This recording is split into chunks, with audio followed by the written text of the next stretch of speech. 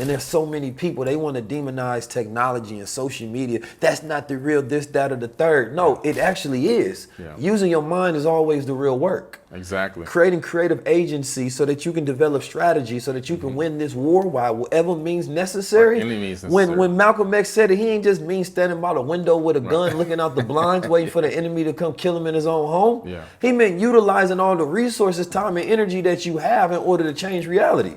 Right? And so there's too many people, they be there comfortable with the tool. You becoming comfort corrupt. Right. You develop this ideology in who you are and you don't want to continue to increase. And when you see somebody doing it a different way, oh, they ain't doing it like me. No, that's soft. That's me.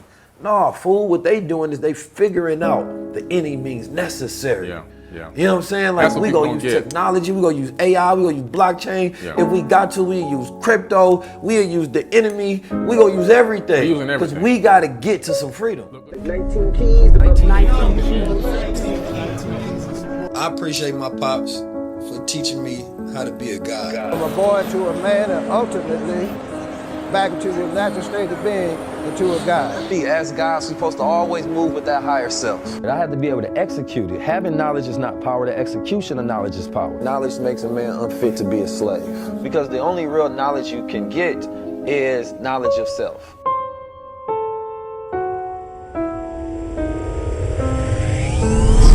It's the highest level. The highest level is ownership. The highest level is power. The highest level is sovereignty. The highest level is higher consciousness. The highest level is when we own our own culture. Excellence at a very high level. Not eye level. A high like that. It's time for a high level conversation. We're here for another high level conversation.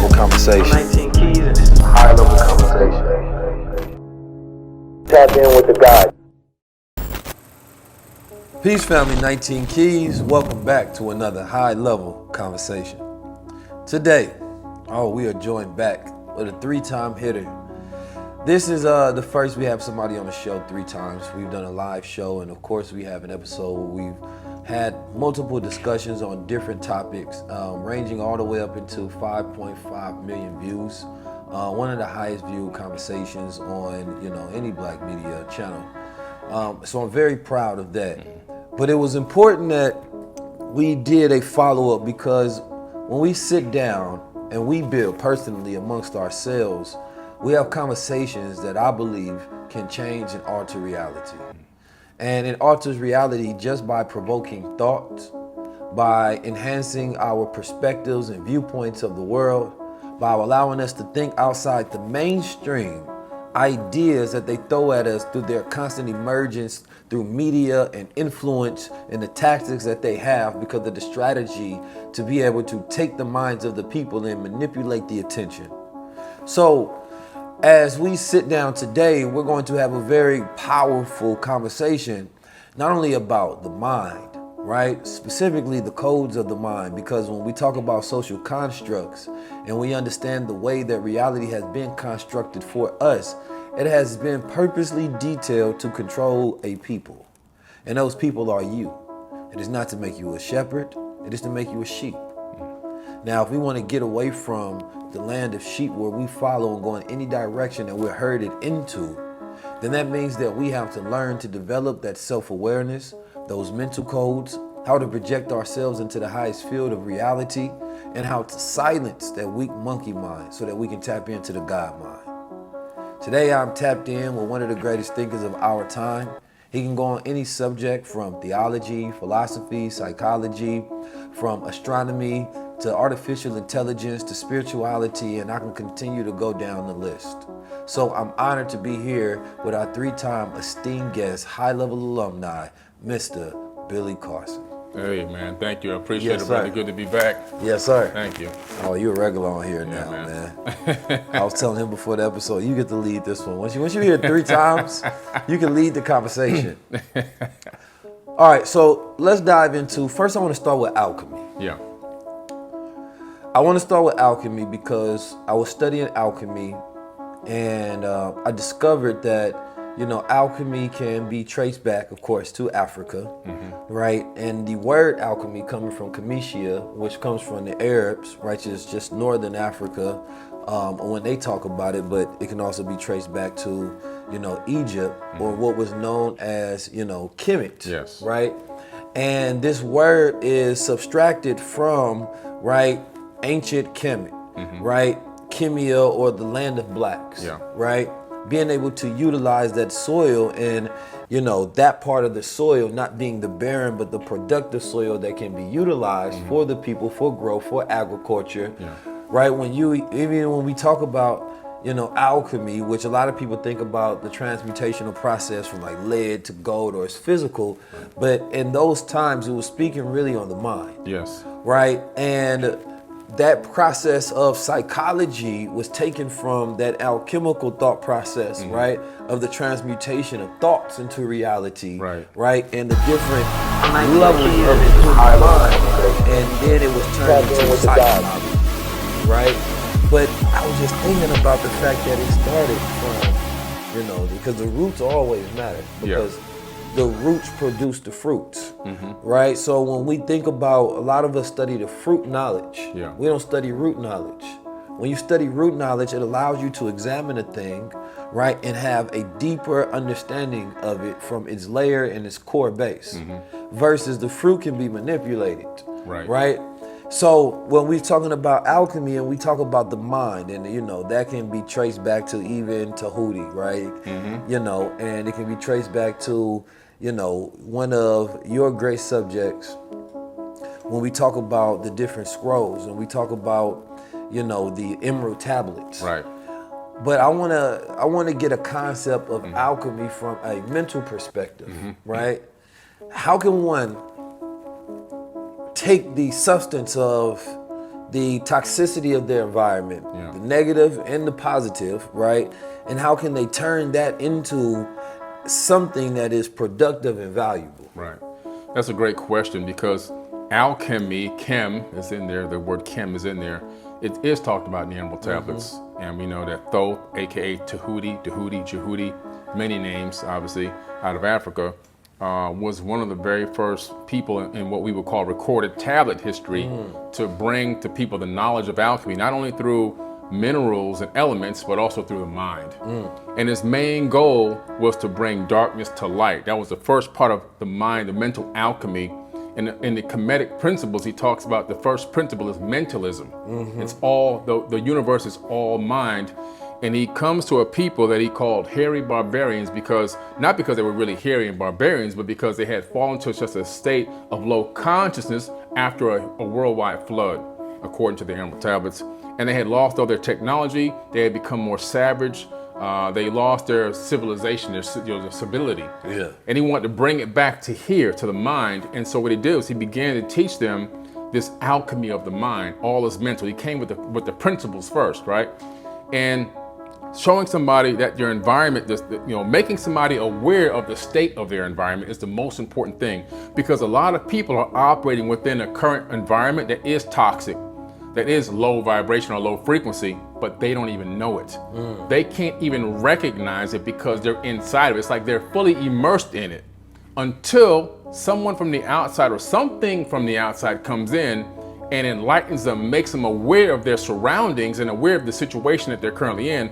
Then and only then can their mind be then directed to the situation to focus on and make them realize, oh, this is what's happening right now. I'm immersed in this toxic plume, you see? And so if you look even like at the story of the Garden of Eden, it's a similar type of a story, again, where the snake shows up, which is really Ea Enki, and begins to drop the conscious knowledge on Adam and Eve, right? And then all of a sudden, they become aware that, oh, we're not animals. So just like Adam and Eve in their situation in the garden, where they were unaware of their surroundings, they were unaware that they were higher level beings. They thought they were animals. They were walking around naked. They were in these mating areas where they were only forced to mate at certain times of the day. And this is according to Sumerian tablets. This information was carried over into the biblical text until Ea Enki, aka the snake, came and dropped the knowledge. If you notice that the snake in ancient Egypt always signifies wisdom and knowledge and information and consciousness. It's not a snake that's coming to bite you on the leg or nothing like that, right? They turned it into a low vibration thing to take you away from understanding the higher level of what the serpent really is. So the serpent shows up and drop the knowledge on them, and then they become aware.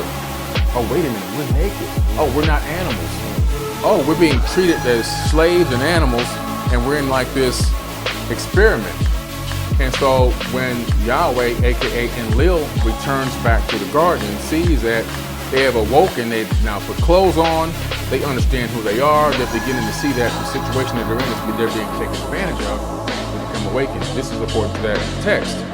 Same thing, so Thoth shows up and he sees these people in that low state, that low frequency, and he enlightens them. Now, people who are out here in inner cities, or even in you could be in a mansion and still be in a toxic situation. You can't see it. When the word comes to enlighten you and make you aware of your situation, now awareness has come to that part of the brain.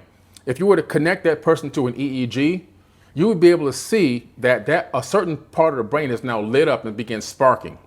Why is it sparking? That's the alchemy happening inside of the brain. It's an alchemical process occurring in real time through neural synapses. And the brain now is neurons are beginning to rewire themselves and reorganize themselves to bring total awareness and consciousness to your current situation so that you can make a choice to make a change. It's still a choice. You don't have to make the change, but it's up to you to decide whether you will make a change and put action behind it or let it stay as it is. I was in a severe car accident when I was in my early 20s. I was ejected through a windshield. That's why this eye has this, this scar over it, right? The scar in this, but this eyelid came completely off. That's why it looks like this. It's a starburst incision. They had to take skin and put it, I had no eyelid. But I had a brain injury. And so this brain injury started causing me a lot of problems. I had a hole in the back of my brain and 2 big giant dents on my brain on the top, which caused me to lose my ability to navigate. Like I would get lost in elevators, lost in my house, lost in my community.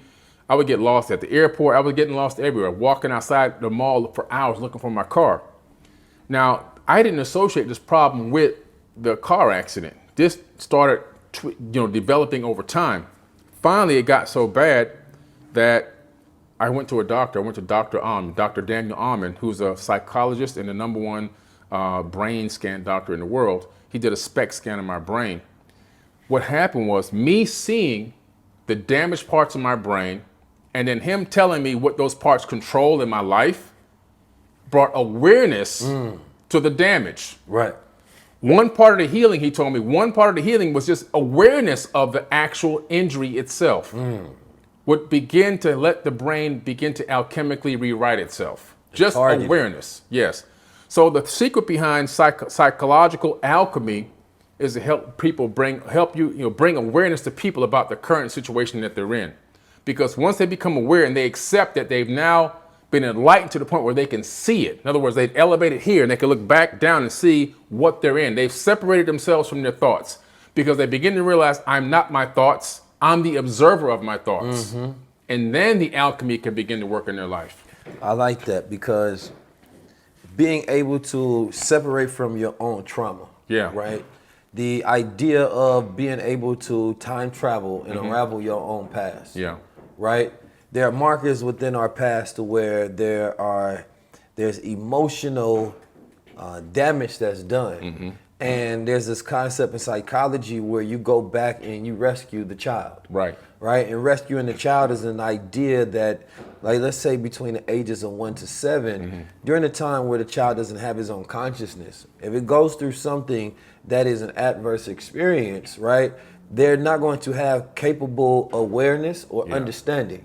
Right, so that emotion can be left and imprinted amongst them, right? Children who suffer through sexual trauma or physical trauma or violence, right? Or just have seen and experienced things, have been told something about themselves, and they were left with a feeling. And the idea is you go back and you reparent that child and you rescue them from that situation and that hurt. Because as we become adults, we start to build up personas around that child. Exactly. But that moment is still stuck with you. It can become physical, right? But it never leaves until you go back and you say, wait a minute, at this moment you didn't get enough love, right? So you go back and then you give yourself the love that you needed, and now you can pick that child up, and now there's no longer operating from a place of reaction from not getting that love. Because 80% of the emotions that we feel, right, they're not our present emotions, right? There are compounds of emotions from the past. So we're constantly feeling and operating the past. right? And so the reversing that trajectory is having a fixed pattern and a target fixation towards the future, right? But feeling from an outer perspective, an exterior perspective, like I can feel my skin, right? This puts you in the moment, Right. Right? Because you can't go back into your mind at that moment. You're stuck here, tasking right here. So having fixed tasks that are keep you present, and then from that moment that I'm present, now I'm projecting and becoming future oriented, saying, okay, this is what I can expect. Things are not as bad as I thought. Things can be better. So it takes you out of that past thought, projects you into a future thought where everything is okay. Right. Because the idea of stress is that the future is already doomed. Right? But the reality is the future is clear. There's nothing as negative has ever happened in the future yet. Nope. Right? The future, it can be 100,000% the most beautiful world we ever live in. Depends on what you're projecting into your next circumstance. But when we're coming from the past, we're projecting that past onto what's going to happen next, but it never has to be. And this is where we get to disassociate from the person that we were, the person that we are, the person that we're going to be. So these are three different timelines. But when we integrate the past, instead of saying that that's what I went through, that's not who I am. Right? And I think we have too much identity in, our past situations, specifically in trauma, because unfortunately, when you think about people who have let's say a failure mindset, they don't have the ability to be like the winners who think about the times in life where they've won the most. Right. They think about the times in life where they lost the most. Exactly. So therefore, they're fixated on their loss. So when they think about the future, they're taking all those emotions that they felt and they're projecting it on it. So now you don't feel good about the future. And all the decisions you make are from the past as well. Because the emotions are from the past. So when you was hurt, you're still eating to cover up that pain. Instead of dealing with that pain, you're numbing yourself through coping mechanisms.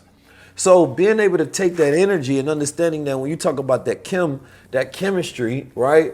That chem or that black, right? But that land of blacks, we're talking with some of the Morris brothers, and they know black by definition may mean dead. But when you go back to ancient Kemet, right, it was the opposite. It was talking about life. It was life. Because they was talking about that part of that soil, right, that was actually the most productive and useful part. The most abundant soil exactly. on the planet. And think about that transmutational process when you're talking about the ability to be able to go through struggle, but all you're doing is taking an abundant amount of energy and converting that for whatever you want. Right. And that's the beauty of trauma, because trauma it has two effects that it can happen to us. It can be the worst thing that ever happened or the best thing. That's right. Yeah. By the worst thing that ever happened, because we don't heal through it, we don't process it, and we start to self-implode. Yeah. Right? There was this, I seen a video of a snake, and it was eating his own tail. And that snake starts to eat his own tail when it doesn't have food, when it's in too close of an environment, when it's in the lowest state possible, right? And it practices self-cannibalism. Yeah. We see this happening in the neighborhoods of North America. All day long. Right? We eat our own tail. We cannibalize in our own neighborhood, right? We destroy ourselves. We self-destruct. Yeah. So trauma can have you start to do that versus the type of good trauma. That good trauma says, the way you take it in, the way you alchemize it, right? I've been through this thing, and maybe the only way I can ever survive is that I go so far past anybody being able to do this to me again, right? Which develops you to create this overachiever mentality. Maybe I'll only be loved if I overachieve. Right. Maybe I'll only be safe is if I overachieve. Maybe I'll only be appreciated if I overachieve or rewarded. So then you start to project your work ethic, your attitude, your means of doing things. And now you've become this overachiever in life that has actually produced your success from thinking about, I never want to be in that circumstance again. And I got to say something, I don't want to interrupt you, but this is exactly the situation that I found myself in. Growing up in Miami, being born in Queens, right out here in New York, right? Coming down to Miami at the age of 7 and going to Opelika, which is unincorporated Dade County, in an area where it was so bad. It's even worse than it is now. Worse now than it was when I was there. Yes. And it had a triangle around the city. The triangle was to keep the crime on the inside. Coming home and seeing people murdered in the street and seeing remember when they used to put the white chalk line? Yeah. They don't do that no more, but they used to put the white chalk line and seeing the blood on the tarmac or on the pavement. And you know, seeing people getting stabbed, getting robbed on the way to school by crossing guards. This is my life growing up in Miami. My father was a drug addict and alcoholic, and it was so dark. We had no money. I would eat Cairo syrup and toast, matzo crackers and butter most of the time, unless a neighbor gave us some food or we got some food donations. Or sometimes my dad would go to the grocery store and dent cans up because they would give you a discount at the grocery store if the can was dented. Instead of 69 cents, you paid like 10 cents for the can, right? It was a movie that used to do that. They'd go in there and throw the can down so that they can get a discount. I forget it's a movie. Somebody would know in the comments. And so, but when I went to Dr. Ahmed, he did a SPECT scan. He saw a diamond pattern on the SPECT scan on the top of my head. That's called a trauma pattern. Any psychiatrist, when they see that pattern in a scan, they know this person's been through severe trauma. He read me like a book. He said, "You've been through severe trauma." But he said, "I didn't develop PTSD, I developed PTG." And I said, "What's that?" He said, "Post-traumatic growth." So alchemically, what happened with me was the situation I was in, I wanted out so bad. I wanted out so bad, I went door to door selling my toys, door to door, and I got money in my hands, and I realized, wow, I can make it out of here if I take action and do, you know, if I make a conscious decision and take action, I can make money, I can find a way out. I made it a goal to get out. But that PTG, not taking the victim mentality, where people get caught up in the trauma pattern, is they take the victim mentality. Everything is someone else's fault why I'm in this situation. It's this person's fault, it's the man's fault, it's this, I can't do this because this and this and that, and they did this to me, and when you do that, you lock yourself in a trauma pattern versus a person that says, okay, this happened to me, I took a hit. Is that all you got? Let me show you what I'm gonna do next. I remember my third grade teacher told me, you know, she had everybody in the class stand up and say what you want to be, you know, when you grow up. And she told me, I told her that I wanted to be famous and be on TV. Everybody else was saying things like, you know, a garbage man, a doctor, a nurse, you know, the basic stuff, a postman. I jumped up, I want to be on TV, I want to be famous. And she laughed and said, "Billy, you never be famous. Look where you come from, you're too poor." Damn. You know, now it hurt me. Damn. It hurt bad because everybody in the class started laughing at me. Yeah. Like heavy laughter, right? Deep chuckles. And I sat down, I cried, I ain't gonna lie. But I dedicated my life's passion to finding a way to do that. And I wish, you know, she was still alive there. I would send her a TV every single week with my network on it so she could see my face. But you see how that drove me though? Yeah. That created a version of alchemy in me with the PTG where I became an overachiever. I started digging into books. Encyclopedia Britannica was my best friend. I told my mother, don't buy me any more toys. Buy me schematic sets. You know, this is like you go to Radio Shack and you get the schematic boards and the soldering kits and LED lights so you can make all these things and, you know, electronics. Buy me that kind of stuff. Buy me books. And that's all she bought me was electronic stuff, experimental science stuff, and books is all I wanted. Encyclopedia salesman came to the house and dropped off a whole set of encyclopedias and he never came back. And I had the whole set. Nobody had to pay for it. And I dove into those books. This is before cell phones, pagers, the internet, you know, social media, none of this stuff existed, obviously. 4 channels on TV back then, right? And you're lucky if you had a color TV. Yeah. This is the 70s. But I became completely glued to this information and I dove into it. I wanted to find a way, any way I could, to change my situation. And to me, that was the escape route, knowledge and information. But again, it's that overachieving mindset. And I started putting everything in place from back then. Like, I'm going to do this. I'm going to get good grades. I'm going to be successful. Everything I do is going to be at the best level, the highest level I can possibly do it. I'm going to show everyone how good I can be. But it worked, you know. And so, but that's another form of alchemy that a person can say, well, instead of PTSD, it's the PTG. Focus on how can I take this L as a learning opportunity, not an L for a loss. Climb and build on top of that. And when that situation comes up again, don't make the same mistake. Find a way around it. Find a way through it. Find a way over it. Get some help and assistance and then move on. So you know, that's what I wanted to add to that, because this, what you were saying was so real, and it is potent because it happened to me. No, that's key, man. I think that's super powerful. Just to think about, in essence, that if we can change the attitudes towards trauma in our communities, if we can change the attitude towards our history, right? We no longer develop a victim mindset, right? And instead we become our own heroes because we find meaning in the pain.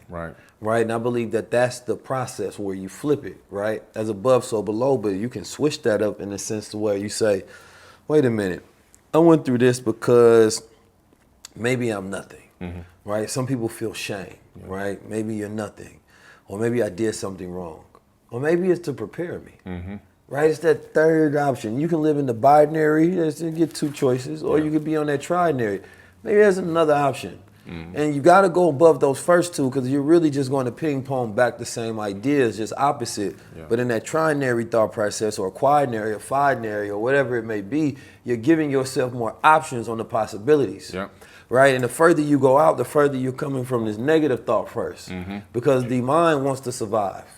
Right? So it teaches and it gives us and it applies as the closest meaning and idea that we can figure out. And then when we want to thrive, it said, wait a minute. I want something a little more comfortable. That thought don't sit well with me. I want to think again and come up with something better. Then it say, maybe it was this reason. Then it say, that's cool, but maybe I want something better now. I want luxury. You know what I'm saying? I don't want just that comfortable thought. I think this happened because I'm destined for greatness. That's it. Right? While another person, you know, maybe this is just my luck. No, go further out from that base monkey mind thought. Go further out. And that's where you find that thought that's at like Maslow's pyramid of actualization, to where you believe everything is happening for your benefit, not your detriment.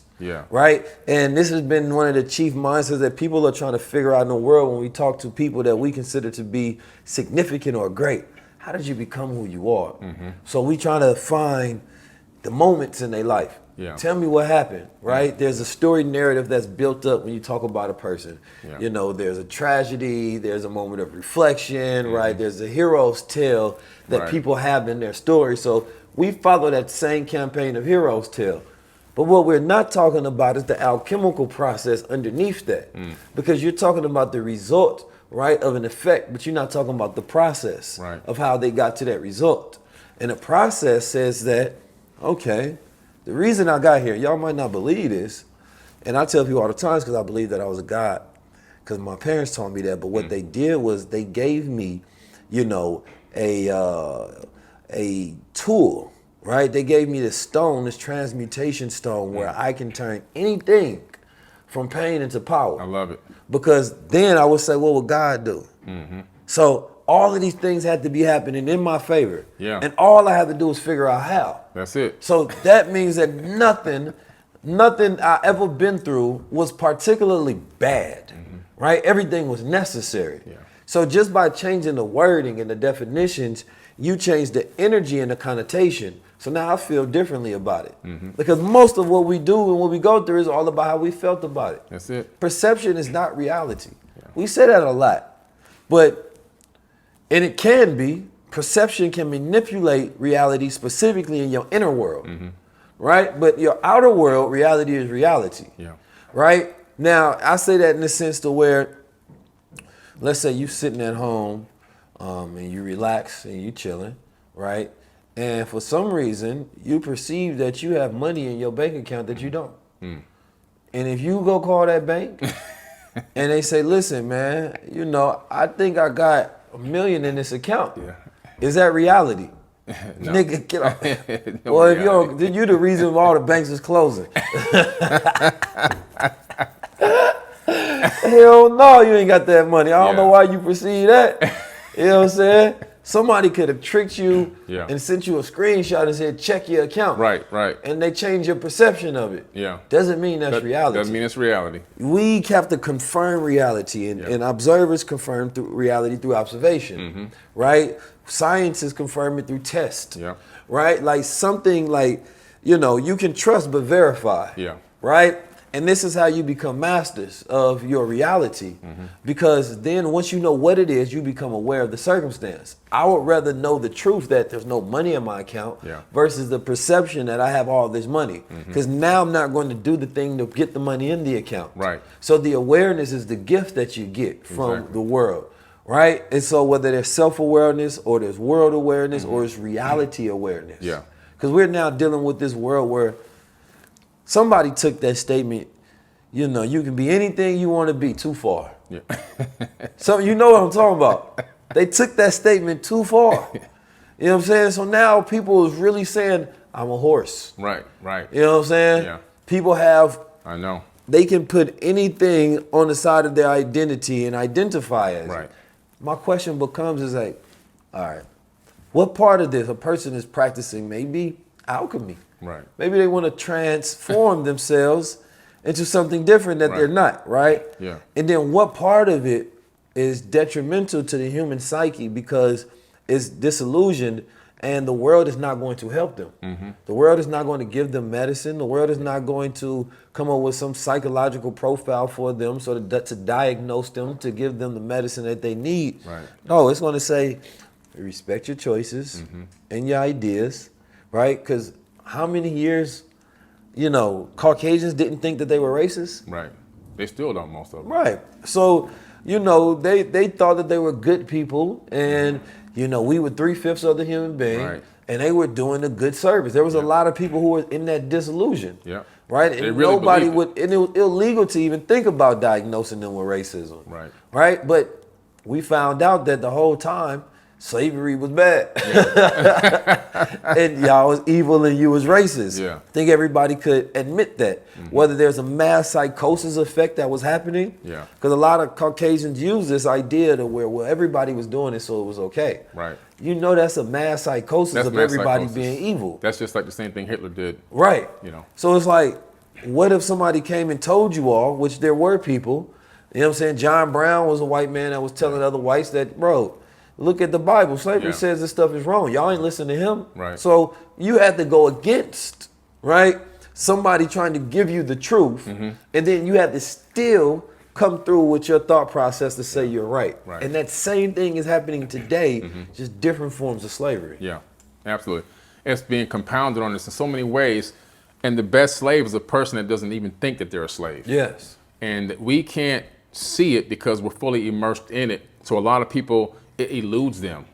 You know, people will comment on certain things that I post about a class or a workshop I got or coming on to my tour to come see me speak or something.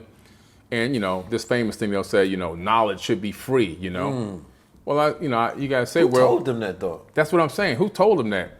Every time I look back at ancient philosophers and the greatest teachers and the sages, there's always an energy exchange. There's always a sacrifice of energy. Money itself is nothing but an instrument that connects to Jeff energy Bezos exchanges. ain't believe that. He created Amazon Books. Thank you. You know what I'm saying? And so it made billions of dollars. Exactly. And so you look at it, and you say, you know, well, like you say, your perception, you know, is not your reality.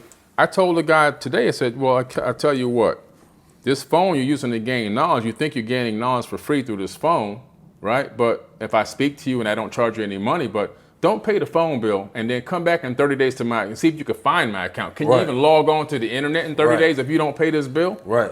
You're paying for the knowledge no matter what. But people's perception, they just can't see that there's so many matrices on top of us. We got the education matrix, we got the financial matrix, we got the prison matrix, right? We got the polytricksters matrix. We got all these matrices on top of us that we have fully colluded with. We are in full collusion with the foolishness of the prisoners. And so what's happened is the human beings have become the prisoners and the prison guards. And we can't even see it. So we're locked here, we're locked up here through these matrices, and then also when somebody tries to escape the matrix, we become the guard and try to stop them from leaving. Right. And we don't want them to leave this prison. They got to stay in here with us. And so that's the mindset that a lot of people have. But you know, fortunately, work that you've done, work that I've done, and many other people have done is beginning to let people see their current situation and understand that, oh no, there is a way out of this. I don't have to stay here with the rest of these prisoners. I don't have to be a prison guard. I can be something else. I can escape this whole thing. I can go, like you say, the third, the fourth, the fifth, I can think in a totally different way. I can see a whole different future that doesn't even exist inside this matrix and escape it just by bringing awareness to where I'm at, what I'm doing, and what I truly feel for myself, what I truly desire for myself. Not what the masses desire, what I personally desire. You know how hard they try to stop us from getting right here? You know how many of us had to die? You know how many of us done taught, done bled, done stood on these stages, done marched, done got beat down, done been hanged, done been lynched. We done fought for the right to read, to give knowledge to our people, to resurrect the dead. But we here. You came here because you recognize something is wrong in the world. If we create new culture, we create new values, we create new systems, we give ourselves new options. Being a God is about being able to take the self-power that we have, the self-knowledge that we have, and take the thoughts that is inside of us and enjoy life by bringing them into reality. We play God when we come together, right? Not while we apart. Tonight was very good. I'm happy that I paid for that. I suggest anybody that has the money, come out, pay for that VIP. Are we at our highest level or our lowest level? We at our highest level or our lowest level? Highest level. Well, let's see it in our actions on a daily basis. Build with your family, go to war, and take over the planet Earth. The highest level tour is, it's a moment in history that we get to think about and relish in and be a part of. This is me proving my thought leadership. This is me implementing the ideas and reinvigorating the spirit that we're going to need to win the future right now.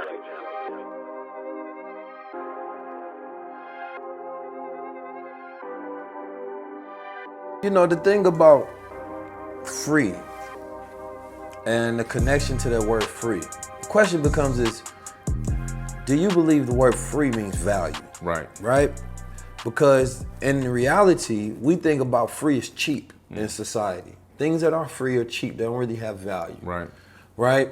And so we don't mind paying for things that are really cheap in reality, right? But they're branded to be valuable. So we will pay for them in that manner because of the way they made us feel. Yeah. But for me, self-improvement makes me feel good, right? So I don't mind paying for it. But the idea that knowledge was ever free has never been true. Never. Students, to become masters at things, had to study for 40 years, right? Everybody didn't even have access to knowledge and information. You were adept right? initiates. And when you talk about even like war strategies, you couldn't get that. You couldn't even pay for it, matter of fact. No. You had to be a certain branch of society to even get access to that information because of how it can be used. Yeah. So certain information was never disseminated amongst the masses. We're living in the first time in the period of ever that all information is at the fingertips of everyone, and everyone gets to decide what they want to do with that information. That's right. This is the first time ever. Yeah. Information and knowledge has never been accessible, let alone free. Yeah. Right? You had to go through stages of initiation. Right. Look at what the Masons do. Yeah. You know what I'm saying? They make people go through stages of initiation. They make them pay tithes and dues. Even when you go to church, you know what I'm saying? You gotta pay tips. Yeah, yeah. You know what I'm saying? Like, Yeah. where has knowledge ever been free? Never. Right? So you have to appreciate the time we living in because you actually do have access to free knowledge. A lot of it. But instead of spending your free time on that knowledge, you spend your time complaining about somebody who won't give it to you, so it becomes your excuse of why you're not learning. Exactly. When in reality, that's not your obstacle. Right. Because listen, that's like somebody, you get mad that you can't hop in somebody's pool when there's an ocean in your backyard. Boom. Go hop in the ocean. Yeah. How you mad you don't get access to this pool? This person built this pool. Yeah. And they said it's off limits to just them and their friends or whoever pays. Right. Go take your ass into the ocean of knowledge and go learn. Yeah. But what you want is, you don't just want the knowledge. No. You want the work that they put in. You want how they constructed it. You want their process of transmutation. That's right. You know what I'm saying? You want the time, the energy, the effort, the resources that they've put into taking this knowledge and making it consumable because they created a product. Yeah. Right? But you trying to trick them, whom you're not smarter than, Right. right? To make them believe that they should give it to you for free and they should feel bad about themselves. So it's a process of deception. Yeah. So you playing the trickster to try to get someone out of something that is valuable. Yeah. But see, when you smart, you don't allow people to play that game with you. I don't allow people to play You know that what I'm game saying? with me. Like, No. You know, the poor righteous teacher was never even about money, right? It was about that the fact that the world is never going to, be your benefactor. Yeah. You know what I'm saying? That you always have to get it out the mud. You know what I'm saying? You have to create your own. No, so, that poor righteous teacher was never about monetary. It was about being of the world, really. Right? And so being a rich righteous teacher is saying that I get to create my own world. Being rich and righteous to me is about, enriching one's mind, taking the resources of your reality and transmuting that to determine your own reality, right? Because, if I'm rich, right, then I have resources. Those resources is time, energy, and money, right? If I'm righteous, then I have moral guidance, right? So what I'm going to do with my time, energy, and money is going to be of good. So I'm going to create a good social impact. When I practice capitalism or entrepreneurship, it's social capitalism, it's social entrepreneurship, because it is guided by my values and my principles, my ethics and my morals, right? And so we're entering into this new phase, this Aquarian age, where you get to be guided, and the world has shifted from, treating people like whatever, getting it out to just, like capitalism, in the sense that you don't have to treat people like human beings, to empathy being one of the most important, right, sentiments of our time. Right, connecting with people. Right, this has now become one of the better ways because the collective emotion has now shifted.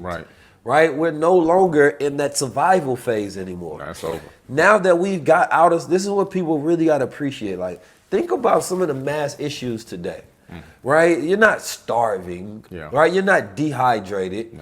Right. The issues that we're starting with today is currency wars, right? It's artificial intelligence, right? It's social media, right? It's all of these huge things that are really problems of the first world. Right? And so when we think about the fact that, yes, we are made to survive, so human beings, your mind goes negative, right? To keep reminding you of the threats and the target that you should be perceiving. So most of 80% of our thoughts are negative. Automatically. And then you're supposed to push back on that and alter that perception. So you have to practice constant transmutation because your mind is keep telling you, hey, something might be around the corner. Hey, I don't know if I trust this person. Hey, I don't like that. Hey, you might go broke. And you got to remind mind, like, relax. I got this. You know what I'm saying? Like, why you keep telling me about Fight this? or flight mode. Exactly.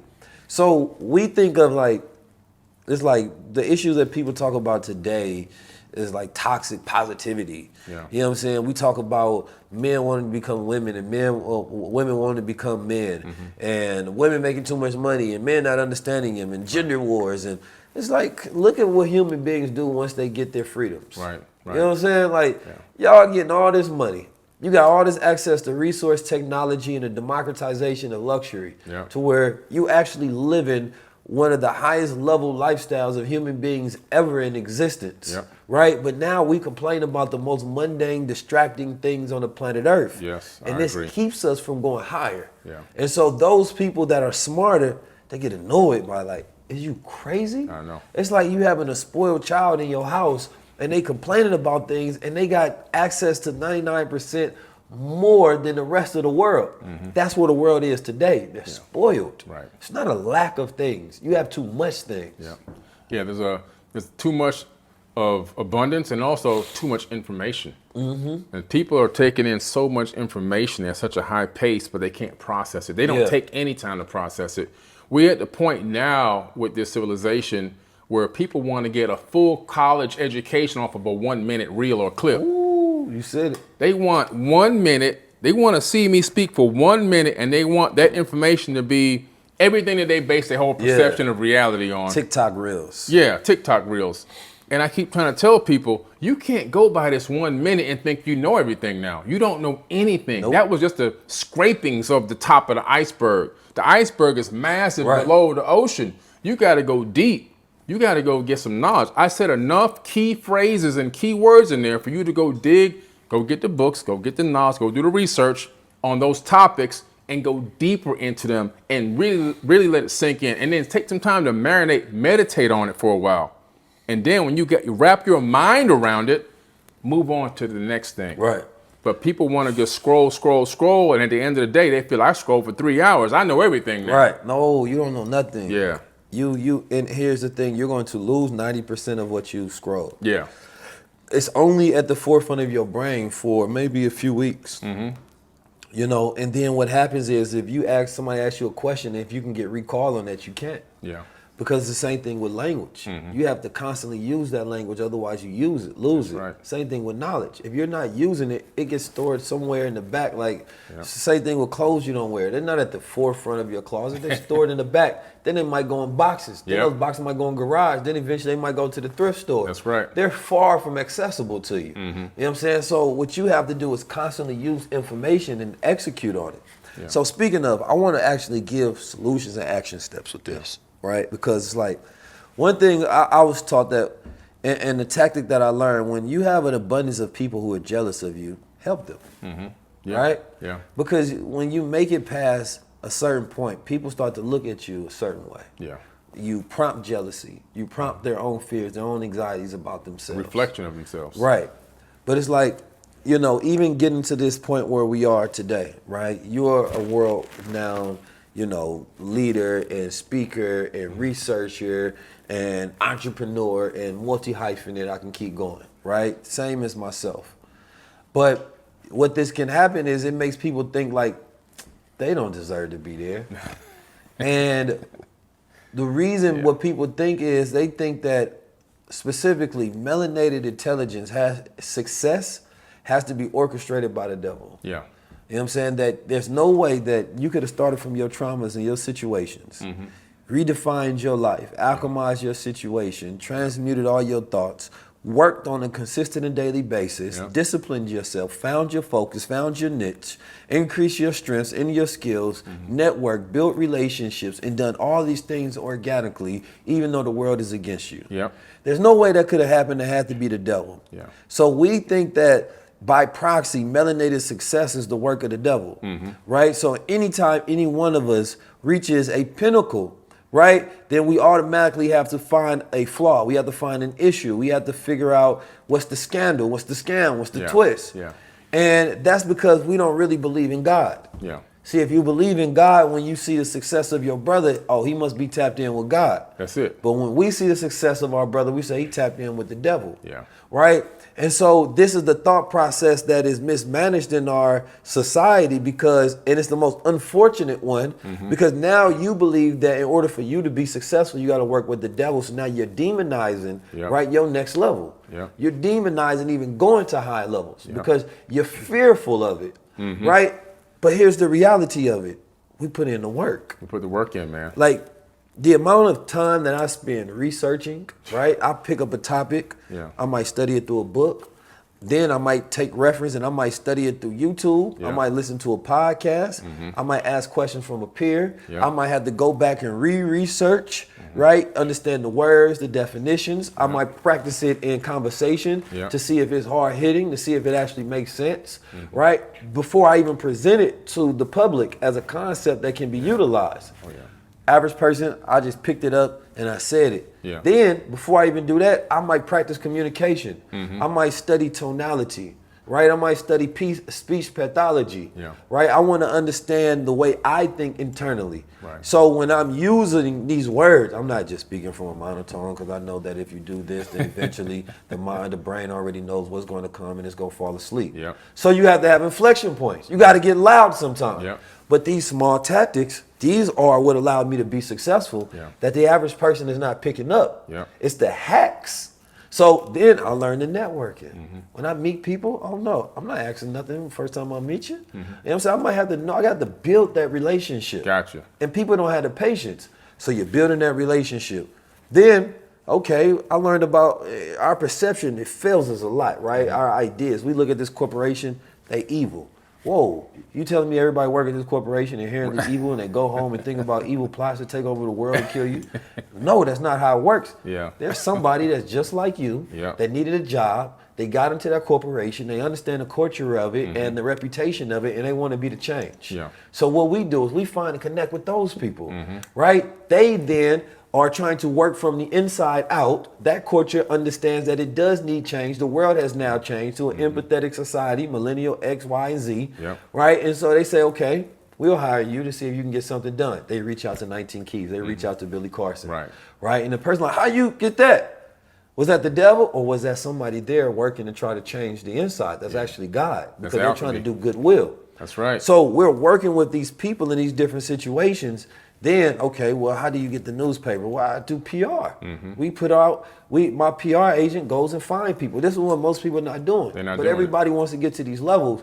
But when I learned it, I stepped in these rooms and I understood that my perception from outside is different than my perception on the inside. Right. I realized there's a culture of connectivity, and these are just people. These people may go with the culture and the influence, yes, and that culture may not always be the best. Right. And so it requires people to come in there and shake up the leaves. And anytime I go to a place, I change the environment, and they start figuring out, how can I work with Keys? Yeah. How can I make this That's work? exactly how it happens. But people don't know how to play the game to change the game. You know what I'm saying? I play the game to change the game. Yeah. I see the rules and I want to rewrite them. Most people just want to fit in. Yes. So you want to settle in and fit in and feel like, oh, I'm part of something. Yeah. Versus, when I go into a room, I expect that I'm walking in with power and authority. I expect that people are going to respect me, that people are going to see the energy inside of me. I expect that there's going to be opportunities that are going to unfold right before my very eyes when I walk into that room, and I'm going to be able to network and create new opportunities. And like you say, it's the people who understand the hacks, understanding how to speak, understanding how to grab the attention of the masses, right? And so one thing I noticed about you, which I got to give you, man, I got to give you your flowers. When I first did the first interview with you, you said you understand me about 10,989 times. Did I? I mean, but we talking about growth now. Yes, sir. But look now here, how many podcasts you in? I don't know, 40, 50, 100, somewhere in that range or whatever, right? But you worked. See, where the average person sees a little bit of success and they settle right on, I'm comfortable in here. Look how good I'm doing.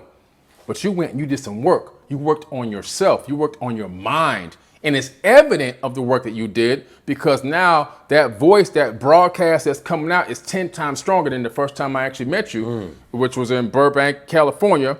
Then the second time dealing with you at the podcast about a year ago, it was actually a year ago today almost, actually, believe it or not. Yeah. And I had just come back from Colombia at that time. I just came back from Colombia last week. And I'm here again. See, we're in these loops. And now I'm on tour. And now you're on tour. But your voice, but see, it's the evidence of the inner work. Most people just want to settle in and fit in. If they get the littlest bit of success, the slightest bit of success, I made it. I'm comfortable here. Comfort corrupt is what we call it. Yes. See, you broke through that and said, no, there's another level to this. There's another level to this. And that's what I do. I work on levels. The highest level.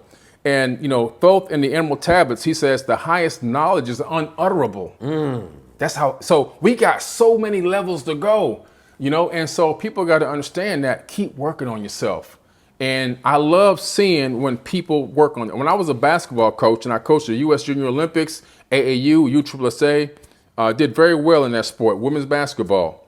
And I could see a player come in that just had the hunger and the thirst that wasn't even close as good as some of the naturally talented athletes that I had, but they wanted to work. And they were, Coach, can you work with me before practice? Can you work with me? Can I come do some work on the weekends? And I would see them putting that work in. And I knew that they would catch up and then even supersede. In every single case, they passed the more talented people who were just satisfied with their natural talents and abilities. And they settled into the norm. They didn't want to break to the highest level. And these people surpassed them. And some of them have gone on to be pro players around the world. But yeah, it's that work ethic and just, not settling for the norm, but how can you create? How can you go to inner space and work on yourself? And so, like I said, I got to give you your flowers, man. Hats off to you. Thank you. Yeah. And a part of that is like when I look at the landscape of people that are creators, because everybody keep creating. First of all, I want you to say, but keep improving your creations. Right. And that's important to say because there are some people I see plateau. They get to a point, and this is you. Yeah. Right. And it went from here, then I was just here, and you're just riding out that wave. Yeah. No, may your current level always be your lowest level, because they're always a higher level. Right. And when you have the growth mindset, you say, okay, I've gotten here, but guess where I'm about to be, right? So now you don't look at the fact that, all right, technology is constantly enhancing and changing, right? I can go to an AI and tell it to clip up everything, and then I can tell it to give me a rating on the virability of that particular clip. And then it would do it for every single social media channel that I have, whether it's YouTube, TikTok, Reels, Instagram, whatever it is. First of all, what does that do? It saves me time. So now I have more time. Time is wealth. That means I have more money. That means I'm going to live longer, right? Because now I can spend more time doing the things I want to do. That's right. So when I see AI, right, I'm not thinking of it from a negative standpoint. I'm thinking of it from a positive standpoint. My mind doesn't really know how to constantly focus on the negatives. Right. I pattern my mind off the things that I want to do and what I want to see. But I say that to say this: somebody who is doing content. You may be a thought leader. You may be a guru. You may be a street activist. You may be somebody who's in the mud. You don't like the camera. You don't like technology. I don't give a damn what you like. See, if you want to create impact, you have to do what's necessary. And there's so many people, they want to demonize technology and social media. That's not the real this, that, or the third. No, it actually is. Using your mind is always the real work. Exactly. Creating creative agency so that you can develop strategy so that you can win this war by whatever means necessary. Any means necessary. When Malcolm X said it, he ain't just mean standing by the window with a gun looking out the blinds waiting for the enemy to come kill him in his own home. He meant utilizing all the resources, time, and energy that you have in order to change reality. Right? And so there's too many people, they be there comfortable with the tool. You becoming comfort corrupt. Right. You develop this ideology in who you are, and you don't want to continue to increase. And when you see somebody doing it a different way, oh, they ain't doing it like me. No, that's soft. That's weak. No, fool, what they doing is they figuring out the any means necessary. You know what I'm saying? Like, we gonna use technology, we gonna use AI, we gonna use blockchain. If we got to, we use crypto, we'll use the enemy, we gonna use everything. We're using everything. Because we gotta get to some freedom. Look, this is Billy Carson, AKA Forbidden Knowledge. I want to see you on the highest level tour. We at low level, we at high level. We at low level, we at high level. 19 Keys event. It's going to be amazing. Make sure you go to 19keys.com/tour. And I just got done filming an amazing high-level conversation podcast with 19 Keys coming up very soon. The highest level tour is, it's a moment in history that we get to think about and relish in and be a part of. This is me proving my thought leadership. This is me implementing the ideas and reinvigorating the spirit that we're going to need to win the future right now. Brother right here is phenomenal because he took a skill set that he had, put himself and his family on. A skill set that he teaches many other people. Everybody can't teach trading like my brother teaches. This is why you see him with the celebrities and why you see him with successful students. Not only that, if you're having a hard time, the brother actually shows you all the trades that he's making at 5,000 plus per day on. It's not one of them, I'm gonna tell you I can do it. It's one of those, I'm gonna show you I can do it and you can do it right along with me. So if there's somebody that wants to fire their job, pick up a new skill, this is my brother to tap in. The Honey Drip Network.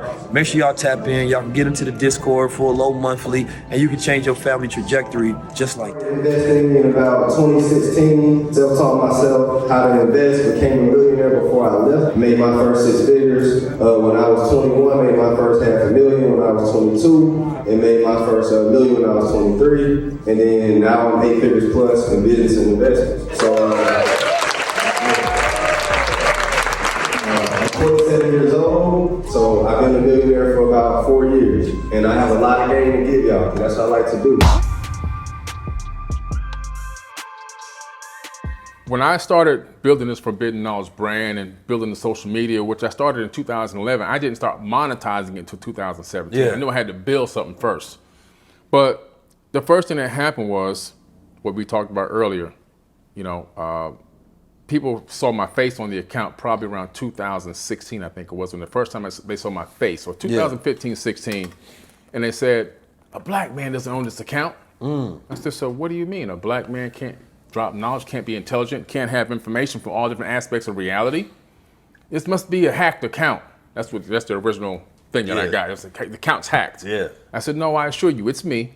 And then as they started to see me more and more, they had to accept it. Oh, it really is him. But then as I grew so fast, it became, how are you growing so fast? This whole thing must be all fake. This must be all fake followers, right? And I remember when Instagram came and cleaned all the accounts out, this is about maybe 2017, 18, they made an announcement and people were saying, oh, his account's gonna go to zero. My account kept growing and their accounts went down. So the bots that they bought disappeared. And I try to tell people the reason why my account is growing because I understand one thing. don't reinvent the wheel. These Fortune 500 companies have spent trillions of dollars collectively in marketing, hiring neuroscientists and Harkinese marketing firms to go out and find out how do you brand, how do you create something that sticks, how do you stick to people's brains consistently, how do you always make them think about you. I just went and copied what they already did. I took the wheel that's working perfectly from a Fortune 500 company, you call it the NWO, you can call it whatever you want. I took that same system and put it right over here in the conscious community and worked that same exact technique. And that allowed me to expand and grow very rapidly. And I'm trying to tell people, there is good in everything. You got to understand, how can you energy is energy. It's up to the holder of the energy whether you're going to use it for good or evil, just like the Jedi, right? You got the Empire and you got the Jedis, you got them going head to head. But it's how do you use that energy? How do you take it and alchemically convert it for light or for darkness? When the Egyptian mystery schools first came out in ancient Kemet, it was adept initiates only, hand-picked people that would come in. Yeshua was one of those people, AKA Jesus. He was in the mystery schools as early as the age of 12. And so these are hand-picked people. As the mystery schools got kind of diverted and diluted over time and some of the big sages left or disappeared or passed away, those turned into secret societies. Mm-hmm. The knowledge then that was used for good, light, enlightenment, wisdom and understanding and philosophy, all then turned dark. Well, yeah, I mean, Illuminati means the enlightened one. Exactly. That's exactly what it means. So they took it. They had the power, but they had a choice. Do I use it for light or do I use it for darkness? It's always a decision because we're in a free will universe. Mm-hmm. You have the choice to use it for whatever you want. And so people understand that the choice is theirs, that to use something for positivity or negativity. I chose to take something from the dark area, use it for light. I talked about earlier, Thoth the Atlantean, aka Tahuti Jehudi from Africa. He's always depicted with the head of an ibis bird. That ibis bird with the long beak, that's a mask, that's an archetype. It's a metaphor. What it means is that bird, if you ever see an ibis bird feed, it sticks its beak deep into the mud to bring up sustenance. It's saying that he goes to darkness to bring darkness to light. Mm. And if you look at, all great sages of all time, all great teachers, they're always going into the darkness to bring darkness to light. Mm-hmm. People say, well, why how come you doing Instagram lives in a Rolls Royce and how come you flying on private jets? Because that's going to get somebody's attention that I want to get this knowledge. How come you driving in this car? Well, because it's a tool. See, I see nice things and luxuries as specific types of tools that draw attention, that now I can grab somebody. You're doing this because you're smart? Yeah. Being smart and having knowledge is the new cool. Talking about that foolishness that the water cooler is garbage, that's the old cool. That's a fact. This is the new cool right now. I'm showing you can live a life of abundance. You can live the life you want, and you can have nice things, and you can still be smart and intelligent. Right. You can have everything. Right. But you can't do that unless you acquire it first. Mm-hmm. So I have to go and acquire these nice things, these luxuries, what people call the luxuries of life. I bring heaven to earth for me, what I consider to be heaven. I work hard to keep these hands soft. Okay. Mm-hmm. I don't want no hard hands. I don't want hard feet. I don't want to have to worry about sitting in the back of the airplane by the back toilet when it's time to get on the airplane. I want to be on a private. You saw my pilot just called me a minute ago. Mm-hmm. I want to be on a private jet. I'm not hopping in the back of the plane. So these types of things I'm doing, but why? Because I understand that grabbing the consciousness of the masses sometimes takes these luxuries as tools. Now I got attention. Oh, the younger generation, they like to see this kind of stuff. They want to know, how'd you get that? Right. Well, let me sit down and talk to you for a minute. Let me show you how powerful you really are. Right. Let me show you how powerful your mind is. Cats from the hood don't want to hear nobody that ain't successful. They don't want to hear it. Because the whole idea, especially when you're in survival mode, you trying to grasp onto anything that you can aspire to be. Yeah. Right? So when somebody comes and they flashes something in front of your face, you say, I can get that? You mean you can help me out my situation? Yeah. Right? But if you come there and you look like them and you're trying to teach them something, come on, man, you're in the same condition I am. Yeah. Right? That's what they gonna believe. And so you have to give them something aspirational. Yeah. Right? This is something that you can become. This is something that you can acquire. Exactly. Because who wants to work and then get nothing? Nothing. I can look at most of the great scholars and men today, and here's the idea is that you have to sacrifice one or the other. And some lights, that's true. But the way things are set up today, because we have so many points of reference and resource, that if you have such a brilliant mind, all you have to do is figure out how to use it. That's it. So you can help the people 1,000%. The thing is, you haven't developed the skill sets towards wealth and resources. So when you develop one skill set, you believe it's the best thing to do, right? Because this is what you know how to do mostly. But yeah, I can go out there and I can reach the people in the street. I can go door to door every single day. And if I recorded that, or if I didn't record that, I will reach as many people. If I don't record, I'll reach as many people as I can on a door-to-door basis. Now, some people will say, bro, that's the most notable work on the planet Earth. They will praise my feet and kiss my toes, right? And then I say, well, you know that if I record this, right, some people gonna say I'm doing it for self-grandizing or whatever it may be, but I'm gonna reach more people. I'm going to inspire other people to do it, right? So now I'm not just reaching the person that I knocked on the door. Now that person that is inspired by me creates a trickle effect. Now I'm reaching another 1,000 doors or maybe another 1,000,000 doors, right? So, but that person that's doing it door to door say, I'm doing this for the people I got to love. I don't want to do the social. Like, okay, but you're actually leaving out the greatest impact that you can have. Exactly. So instead of not utilizing the technologies, you're actually being lazy, right? So I said, no, use what is a resource. You can't be afraid of it. God gave us all things to have dominion and control and power over. You understand me? Not some things, all things we got dominion over. That's right.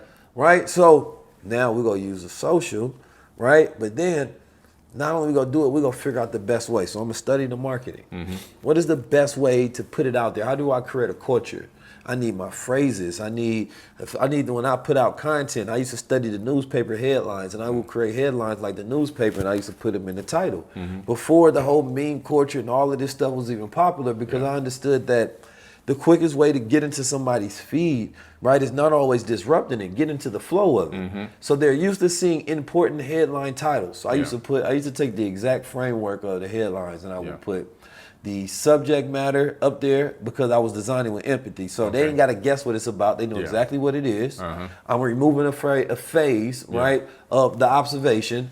Then I put the time, they time stamped it when it came out, right? Then I'll put the headline title up here, who's in the video, right? And then sometimes I will take a clip of the best part of it and I'll put it at the front, right? So therefore, I'm giving them a preview before they watch the whole thing. I'm showing them the best part. So now they have something to work up to. So I'm taking the full psychology of branding and marketing, right? And I'm putting it into a small post. Now, you're not thinking about all that. You're enjoying it, right? Because now you know exactly what it's about. And this is why people now, when they create captions and titles, they put the title in there. So you don't have to be scrolling. You can, oh, I know what this subject is about. I'm about to watch this. Exactly. Now, that small little framework, right, if you take that and you apply it in a business that is about good, now they can increase impact. Then you take that same good and you figure out, like, I still think DAOs are super underrated, decentralized autonomous organizations.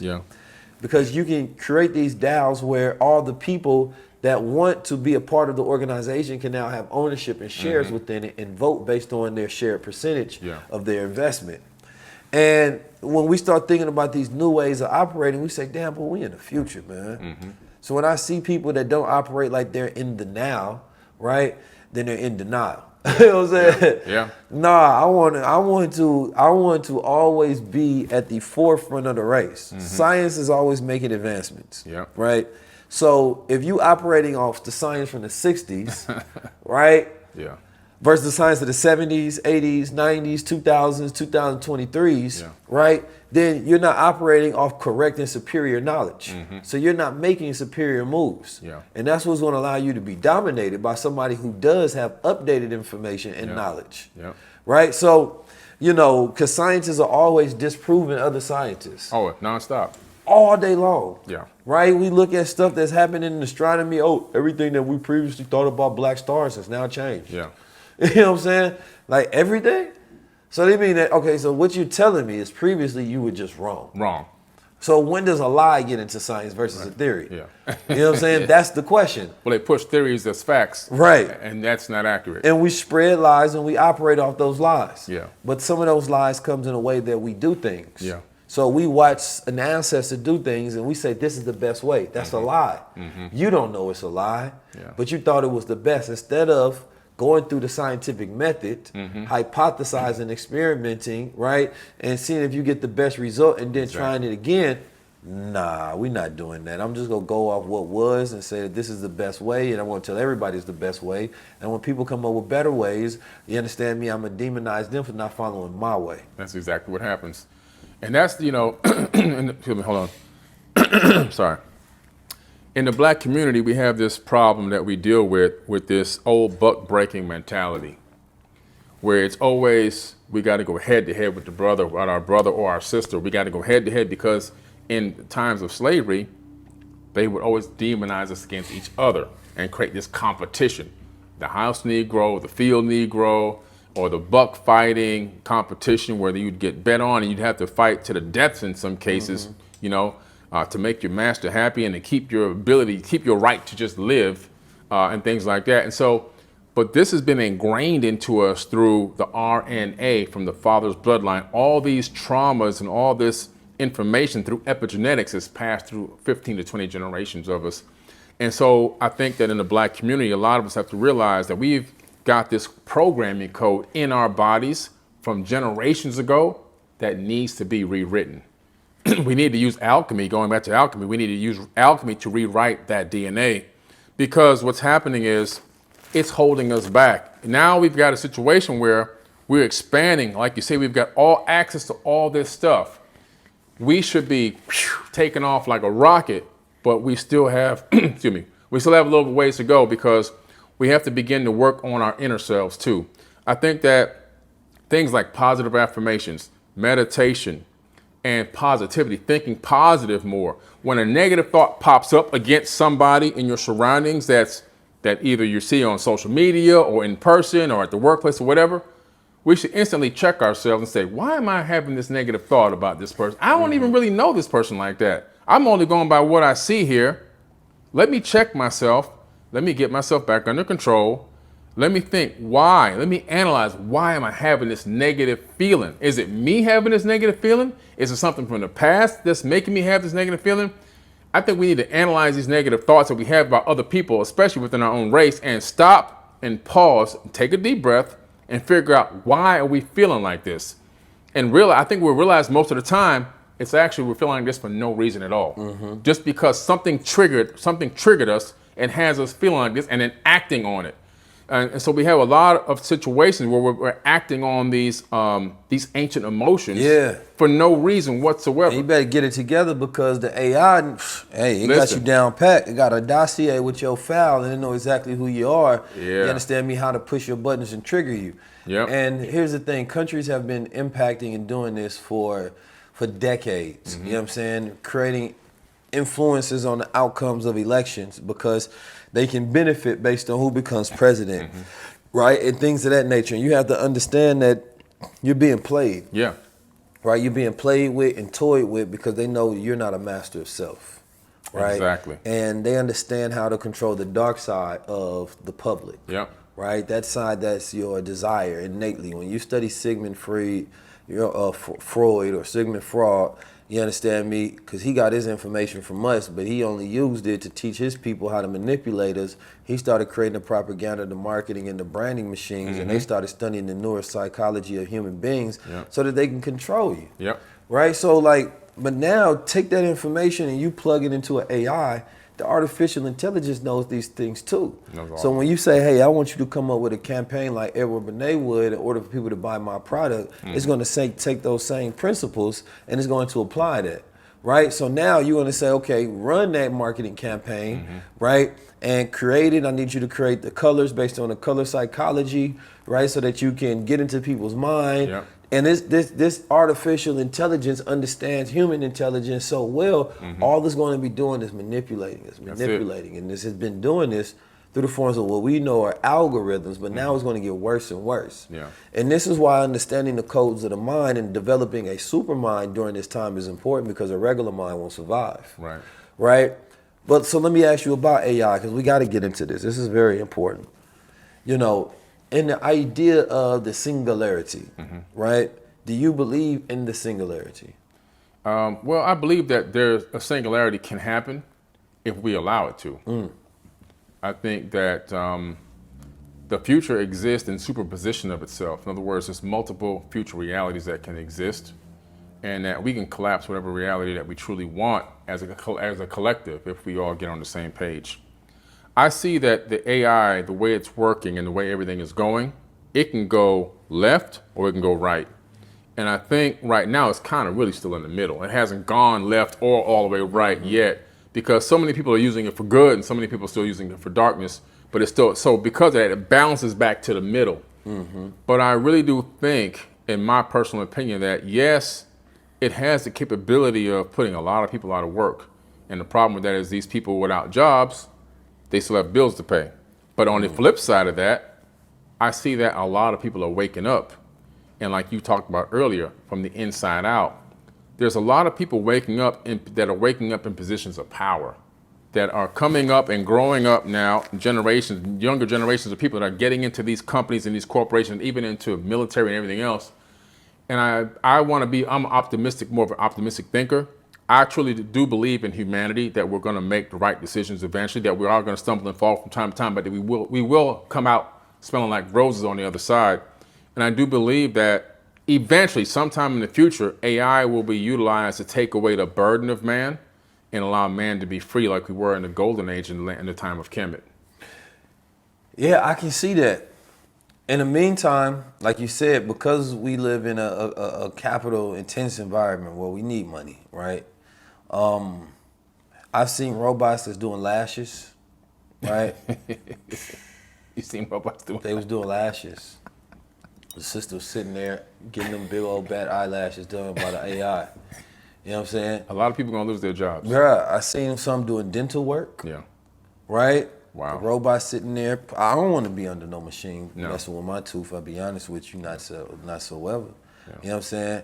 But I will say this, especially with the lashes, the brows, something. Hey, now they might not be as bad as some of y'all getting. You know what I'm saying? You sit there, let the AI make that face up. Because I ain't gonna lie, women they be magicians with the face. I know. Well, you teach AI all them different looks, they'll be putting filters on faces.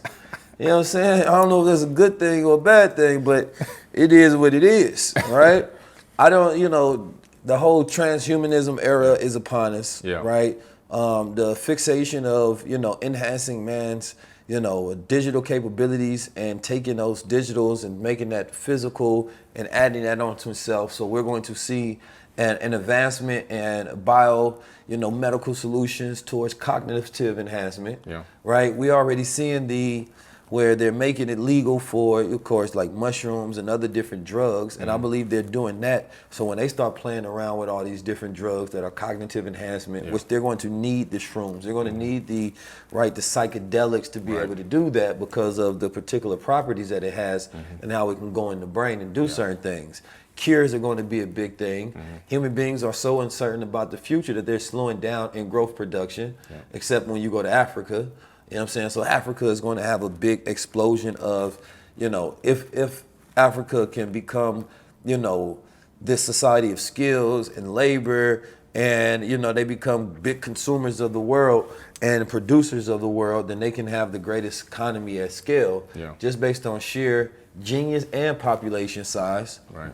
But when we're talking about AI and what we're doing right now, and human beings going through the great de-skilling and not having value within themselves because they've connected the value of who they are to their skill sets. So they identify themselves by those skill sets.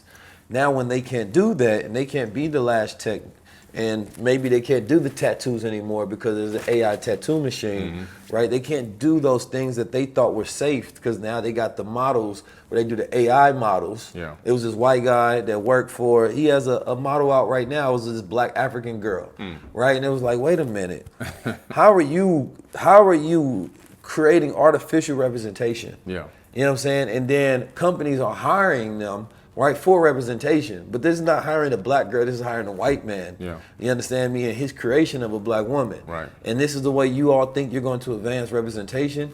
It's mind-boggling the things that we do as human beings, first of all. But it just shows you, if we're willing to cut ourselves up on a table, right, where we can enhance the booty, we go enhance the breast, you go enhance, you know, you go get the six pack with the stomach and everything. Nobody wants to work anymore. You think that people not gonna be putting them chips in themselves? Yeah. You know what I'm saying? You think that if they came up with these different, like people already do crack and heroin and drugs, you think they won't do drugs to enhance their brain? Oh, they're gonna do that. You know what I'm saying? You think that, like, my whole thing is I'm not for none of it. When I look at reality, I look at it from reality, right? Where it's like, I know the human condition, right? They already got, come on, people still eat pork skin and potato chips. Right. You know what I'm saying? Like, I don't have that much faith in everybody advancing. People still smoke cigarettes and eat McDonald's. My faith in the whole human collective advancement has been utterly destroyed. I'm talking 10,000 years. Yeah. That's when the golden age is going to be. Yeah, it's going to take some time. We're about 10,000 years from a golden age. But if you look at the ancient text and you look at, you know, the Anunnaki, they had a lot of this technology. They had this technology built into their bodies, built into their suits and their clothing that they wore. They had, you know, and now this kid at Harvard, this is about 6 years ago, he invented this device that just sits on the bone on the back of the ear, and it's connected to Wi-Fi. So when you ask him a question, he thinks about the question and it sends it to Google. Transintelligence. Transintelligence. Google gets the answer, sends it back to the bone in his ear so he can hear it in his head without you hear. Nobody on the outside, only he can hear it. Right. Now he can regurgitate the answer, giving him godlike abilities, godlike knowledge, right? And that was before ChatGPT. Yeah. So now, way before. Now he take that same thing and he got ChatGPT and he installed a plug-in to create a voice of it, and now it's telling them the answers. Yeah. Oh man, you gonna think that man's the smartest man? Ain't no more. I forgot. No, you got everything at your fingertips. Yeah. Oh my God. And I honestly believe they had this in ancient times already. I believe this is something that's ancient that existed a very, very long time ago, and we're now rediscovering what already existed. In the ancient tablets, they had alluded to the fact of utilizing created beings. They were talking about, they said fashion. We're going to fashion some people. In other words, not fashion like clothing, but to create something from scratch.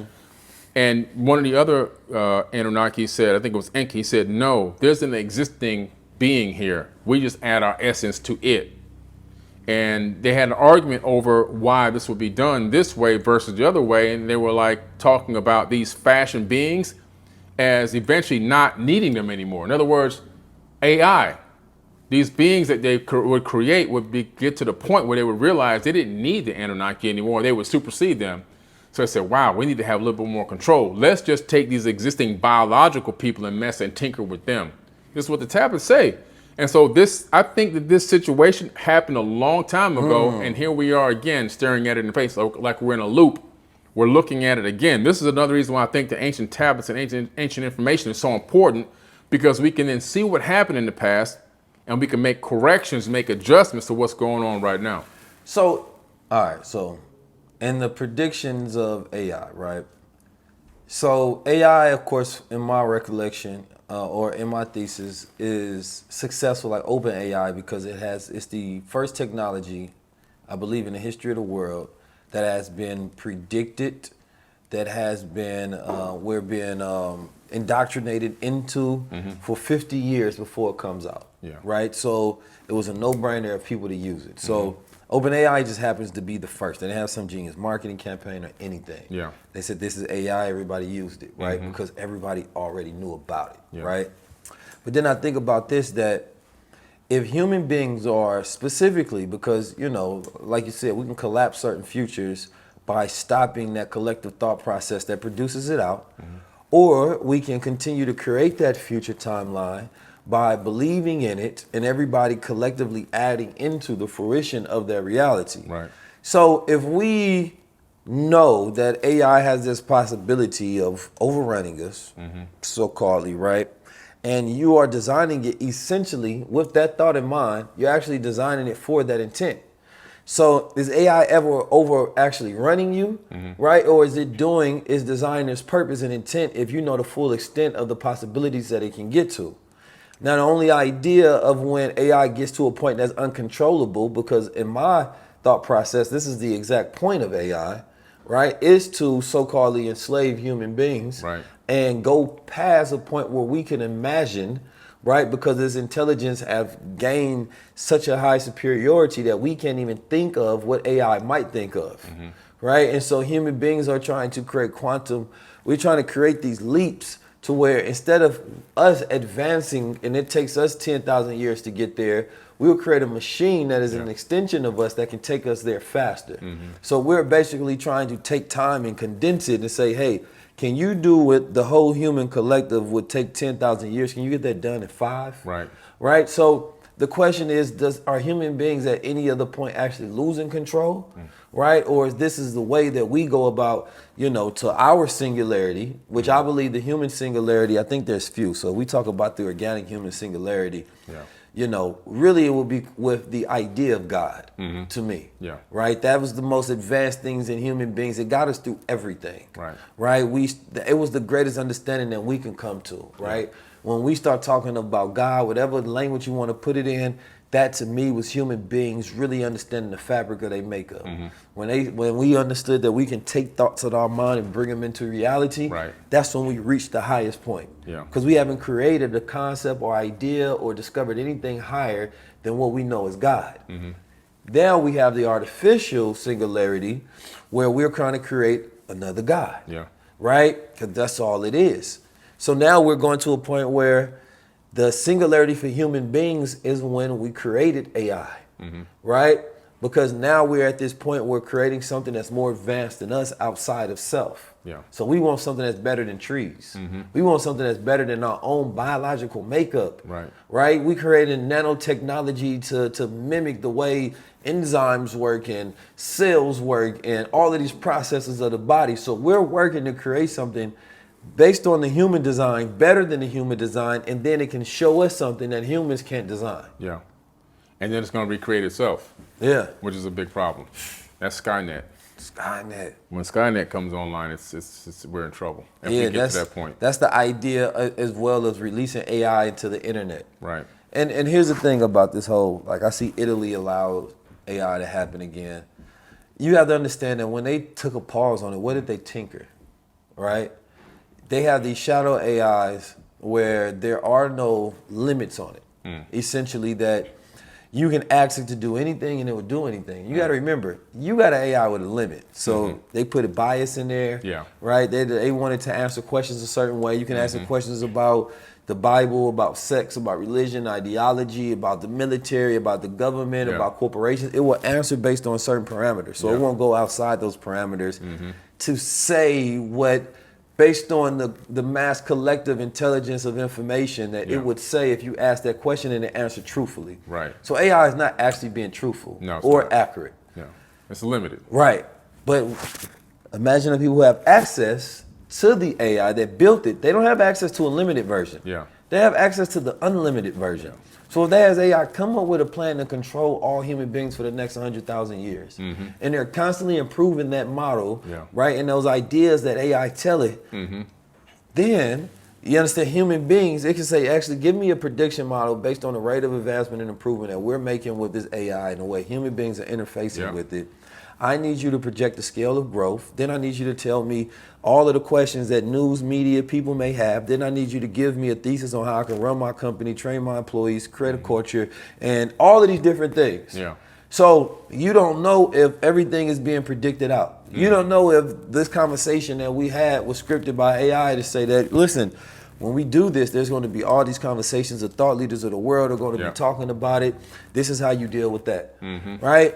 Because remember, they don't have parameters. When you ask it to do something, they say, I can't help you with taking over the world. You know what I'm saying? But the masters of it don't have that built into their AI. It's the limit. The limiter has been released. Just like if you have a car, it may have 220 on the dash, but you can only drive about 150. And you think financial institutions don't have this? Financial institutions been had this.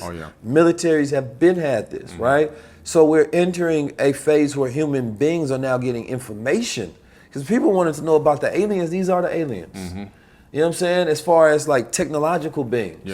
Right? It's like, I think we have a very interesting fascination with aliens. You know, speaking to brother Billy Carson, right? And I mean it in a sense. When I look at creatures in the sea, those are aliens. Those are like aliens. Like I look at them things, and every movie about aliens was created based on them. You know what I'm saying? That's what they look like, the creatures of the sea, right? Or the bugs of the world, right? That's what they built these alien things off of, even the features and capabilities. And it's like we don't really appreciate what's here. Yeah. You know what I'm saying? We don't appreciate what's in the sea, what's on the land, what's in the air. We don't even explore the ocean. We don't even explore. There are thousands of millions of bugs and creatures. There's millions of species in the ocean. Yet if we see an alien that looks weird, right, it's going to be mind-boggling. Right. It's like, wait a minute. You know there's a million other species in the sea that's especially when you go deep down in the darkness, they look as crazy. So if an alien looks like that, you're going to be more mind-boggled. Wow, you haven't discovered this part. Right. So we have this thing where our worldview, right, of what we know, right, is the known world. And then anything outside of that is alien to us, which we associate as special, right? We wouldn't take the same quality as special because it's in Earth and in our orbit that that's supposed to be down there. Right. Well, that's supposed to be up there if it's there. Exactly. You know what I'm saying? So no disrespect to the aliens. I don't really think they're that special. You know what I'm saying? Because they're not. We have so many things on Earth that I don't even know about. You know what I'm saying? That I haven't even studied. There's so much information on Earth that would take me lifetimes. Lifetimes. This planet is an oasis orbiting on an outer arm in like the suburbs of the Milky Way galaxy. It's like a beacon of light for anyone looking for a place that has, you know, the most incredible life forms and ecology and everything else growing on it. This planet, when you scan this planet with light spectropathy from a distance, and you see the light coming off of Earth, if you was an alien race, you can then scan those light waves, and you can find out all the elements that exist and how much population we have, the population density, by analyzing the methane and everything else in the light. The light gives all the information, and if you're light years away and you find this planet, you know this planet is abundant. It's a beacon of light, and we're here on the planet. I remember for about 20 years, I didn't go to the beach, and the beach was right around the corner from my house. And one day I said to myself, damn, I'm not going to the beach, and I live by the beach. Yeah. And I was going through something in my life at the time, and I said, let me just go for a walk on the beach. And when I went for a walk on the beach, it just released something from me. Yeah. It became the most open, releasing feeling that I had in a long time. And I started doing these beach walking meditations. I would go to the beach every 3 or 4 days and walk 5 miles.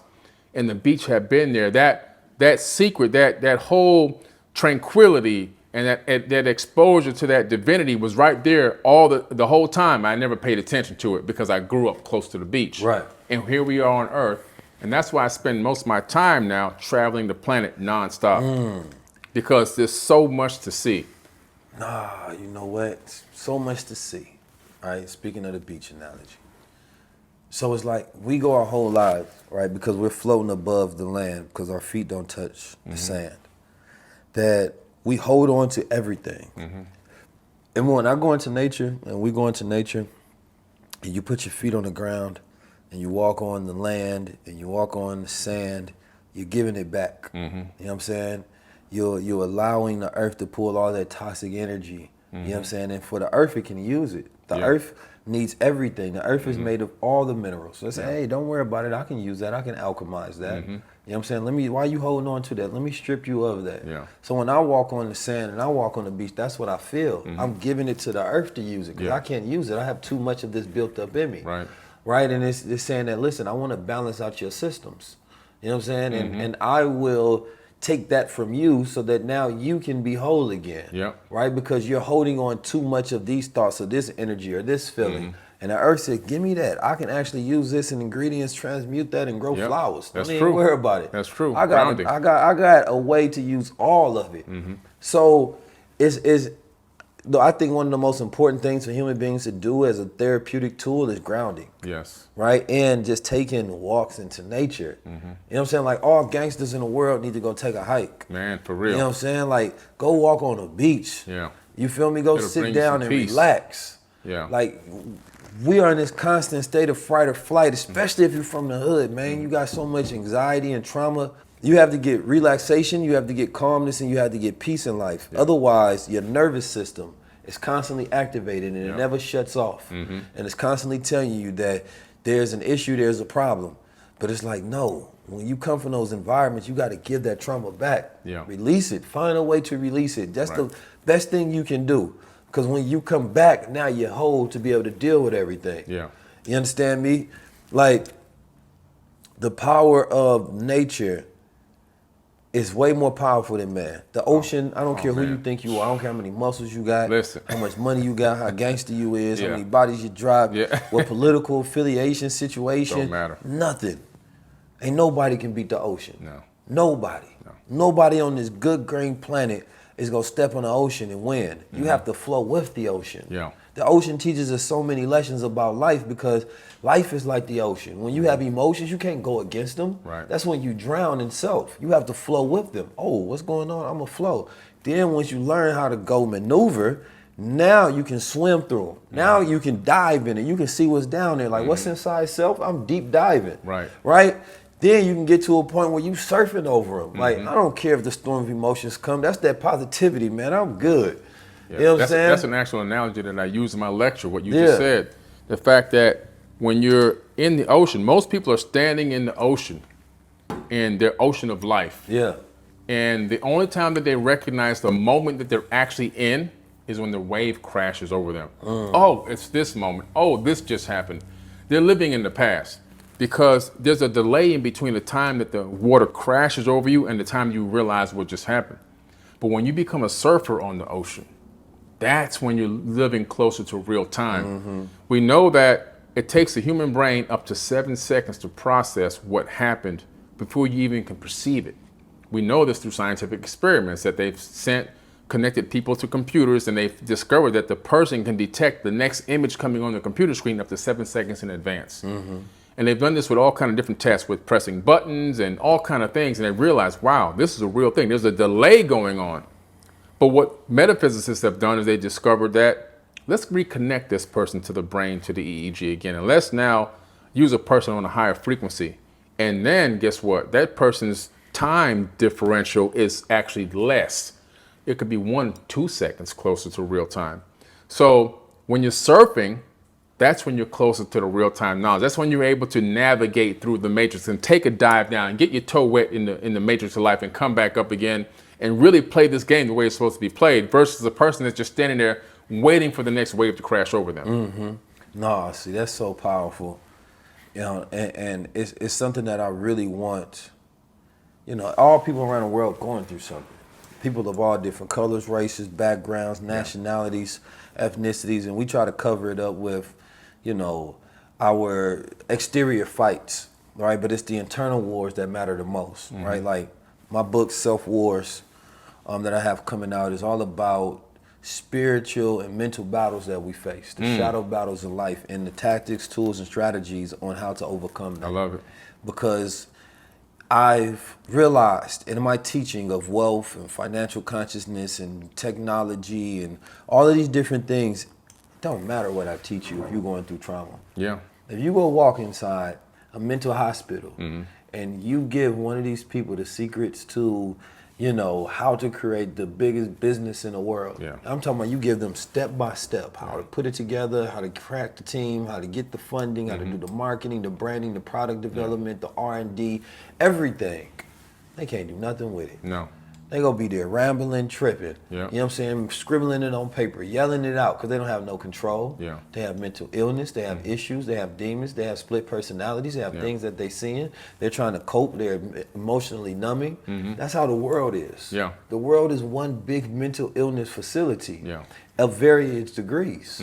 So people don't think that they have mental issues because they don't look at it as the polarized extreme of something that's diagnosed. Exactly. But the reality of it is this is exactly why you don't start from a clear place and just execute. Because otherwise you will be like a machine. See, the thing about artificial intelligence, it don't have emotions. So therefore it can think then do. See, what we are is we think instead of going straight to it, where, oh, I feel this way, so we're diverting. So instead what would have taken us, you understand me, very short amount of time now, oh, I got insecurity here, oh, I got an issue here, oh, I feel low here, oh, there's a problem here. So now it's so much harder, and then sometimes you get stuck in this emotion, this swing right here. You're not even moving forward.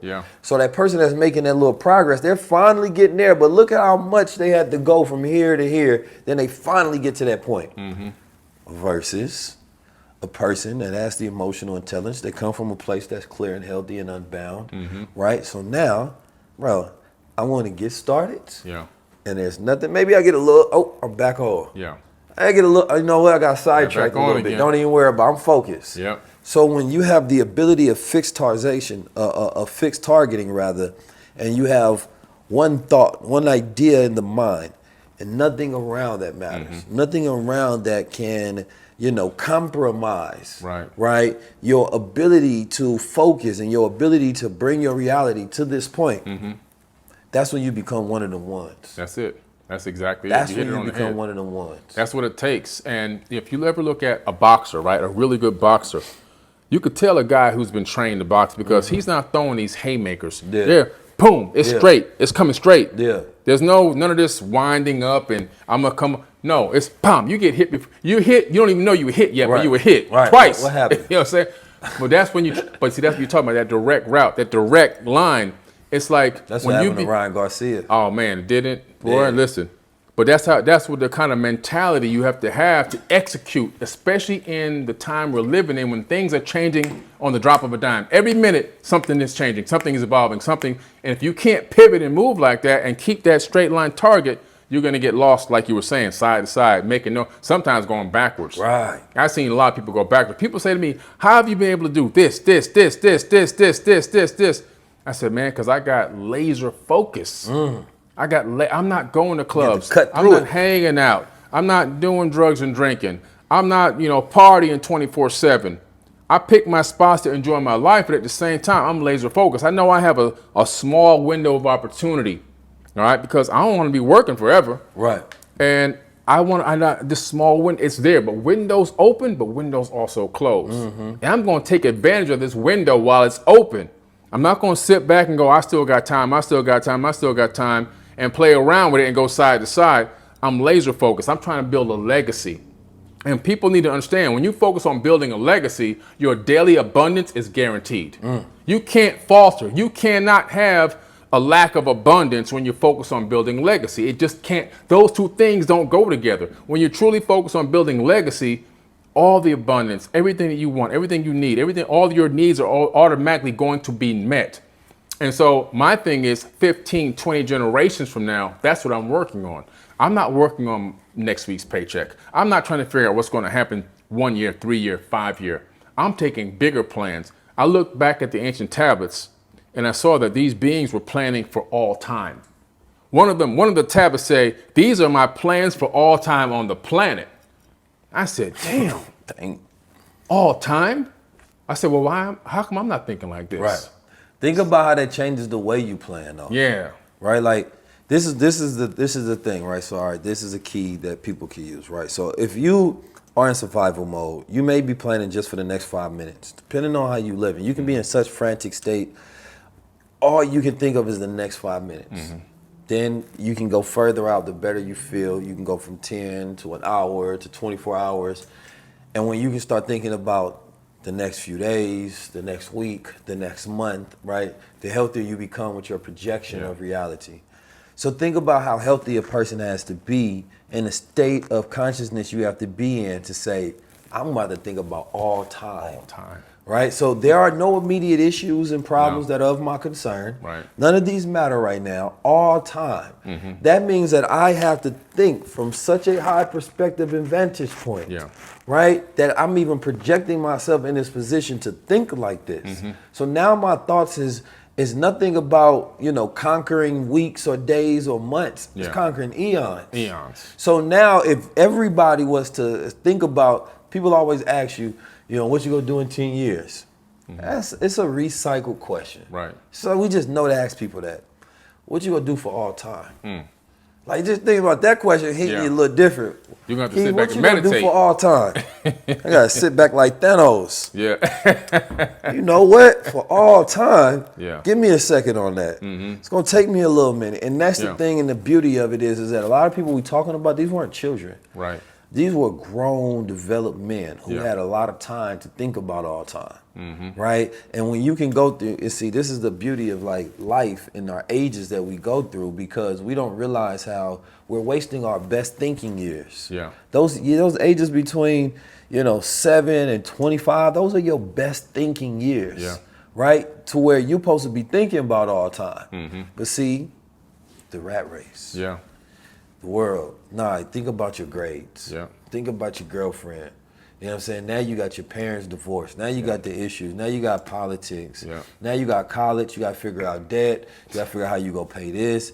You don't have time to be thinking and developing these philosophies. Yeah. So where, and here's the thing as well. Everybody is not meant to be an all-time thinker. Mm-hmm. That's true. Say that again. Everybody's not meant to be an all-time thinker. Yeah.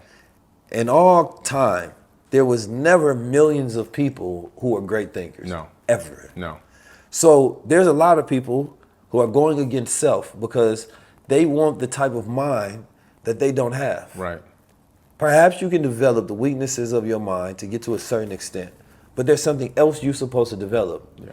There are thinkers of this world. Mm-hmm. There are fillers of this world. Right. Some people think and they base their analytics off logic, right, and decision making. That's their greatness. Right. Those are the thinkers, the thoughts of the world. Thoth was the first thought leader, if you will. Yeah. You know what I'm saying? A thought leader. You feel me, with the thoughts. Oh, yeah. Then you got people that's fulfilled. Those are the emotional. They lead the spiritual revolution. Mm-hmm. You got the visionaries, man. Yeah. Those are the ones that come up with the new ideas and inventions Right. of the world, right? Mm-hmm. So you have different type of people, and when you don't know what category you in, right, you may be a filler trying to think, Yeah. right? That's not your job.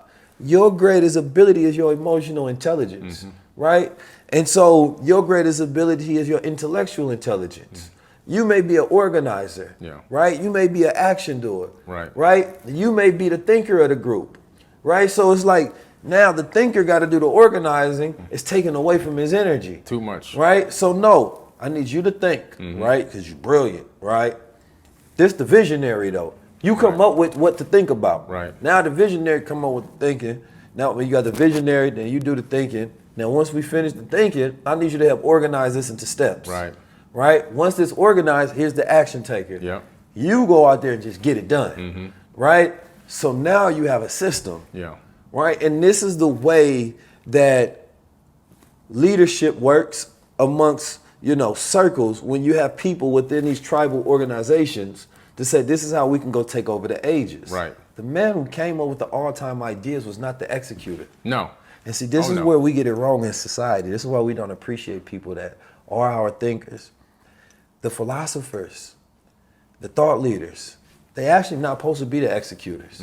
No. We've developed in this day and age because it's evolutionary that we have to execute as well, right? But it's kind of in conflict. Like we just do the thinking and somebody else does the executing for us. But when you learn how to build a business, that's what happens as well. Right. Right? You get the visionary. Elon Musk ain't sitting there building cars. No. You know what I'm saying? Jeff Bezos ain't in the factory working. No. He's the thinker, the visionary. Exactly. He has somebody right next to him all the time that is organizing. Yep. Then that person has somebody that is all the time executing. Yep. So it's this roll down trickle effect. And when you can build an organization based on that particular system, now you can play your part and everybody else play their part. Exactly. But we want you to be like, bro, I ain't gonna lie. You didn't help me think about the world in ways that nobody in my entire life has, but you ain't doing enough. I know. That's what they say. I'm Damn, like, what so am I supposed to do? I did all that for you. Yeah. I did more for you than anybody in your life. Right. And you want me to do more. At some point in More. time, you got to do something. You got to do something. You know what I'm saying? Matter of fact, go do something, bring it back to me. Listen, people tell me, they see a lot of the charities that I do, a lot of the philanthropy that I do. And to date, it's been over $12 million in philanthropy. Yeah. Well documented. Yeah, talk your talk. And, and people see me and they go, you should be doing this. You should be giving this to that. And I go, well, wait a minute. Have you checked out how much I've already given? And now let me see your resume on how much you've actually given. Have you even given a sandwich to a homeless person yet? Right. You know what I'm saying? So it's like this mentality that we have to break out of, where the people that seem in their perspective, I don't have as much as the next person, so I shouldn't have to do anything. I should kick my feet up and watch the world burn and let them do everything because they look like they got it going on. That's the wrong mindset. The mindset should be, how can I be of service to others? That's one mindset I never forgot growing up from poverty till now, is always, how do I give back? How can I participate? How can I be a person that connects this one with that one so they can make this work? If there's a geological disaster, if there's people have contacted me that have been homeless. I had a family that lost their house, a family of 3 kids and a mother, husband and wife. And this was in Mexico. And I had all the evidence, all the information. Somebody else connected me with them. And we helped buy them a new house to live in. I mean, their house is only like $10,000, but still, they got a house. But these things that go on even behind the scenes that people will never even hear about. But it's the fact that we as leaders, and you told me about something today that you had an idea about. I'm not going to talk specifically what it is because that's for you to do. But see, we're always thinking, how can we give back? You know, and this is stuff that happens on top of what we do on the front. But people, I think, they get so caught up in, you know, the situation that they're in financially, a lot of their emotional traumas, and then they like what we've done. They feel like that, you know, a lot of times we've imparted a lot of wisdom and knowledge on them that they've grown from, but at the same time, they keep wanting to do all the work. And I think people have to understand, you got to become a co-collaborator with us. We all have to participate. You exhaust the gods of the universe, right? Man. That's what happens. You exhaust them because they have to do too much. Right. They have to do their job and yours. Right. Right. And when you don't give appreciation, right, that destroys people's energy and willfulness as well. Yeah. Because the gift of giving back could just be appreciating what was given already.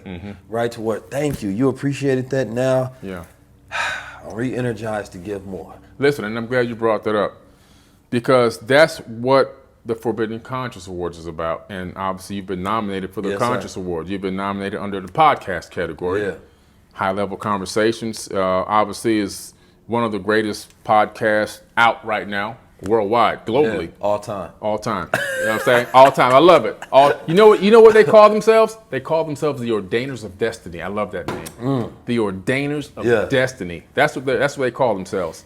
So you've been nominated, and so we're gonna look forward to seeing you down at the Forbidden Conscious Awards, July 30th this year. The mission is to give people their flowers while they're still alive. Not something happened to song, so you heard what happened, and then you got a whole bunch of memes going up. No, we want to start. You're doing work. I'm doing work. We want to start giving people recognition now, and then setting a bar also for people to be like, wow, you know what? I can get a little bit of recognition for the stuff I've been doing. Let me bring my game up. Let me step my game up a little bit. Let me work a little bit harder. Not because I want to get recognized, but because it feels nice to be for people to say thank you. Right. The gratitude is a real powerful motivator for human beings. Gratitude is so massive. And so if we can bring the gratitude level up and get people to start feeling gratitude and give them something to shoot for, I think we'll see a lot more people doing acts of service to others. We at low level, we at high level. We at low level, we at high level. Coming to Oakland, it's different like going anywhere else on the planet Earth. But this is what made me right here. When you're from Oakland, or you're from the Bay Area, period, you got a different level of consciousness.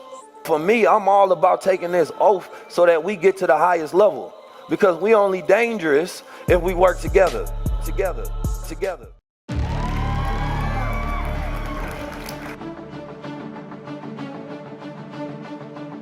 If you control by what you see, you're low level. A high level observer controls what they see. I apply the meaning. We have to get to this point where we have complete autonomy and power. And most of the things that we do, we're being controlled by it, but you're just not thinking about it intentfully on a daily basis. We in Oakland, man. We in the home of the revolutionaries, right? We in the home of the Panthers. Freedom don't mean the same thing today. So we have to reconstruct the idea of freedom, justice, and equality in our daily mission. I'm 19 Keys, this Dame Dash.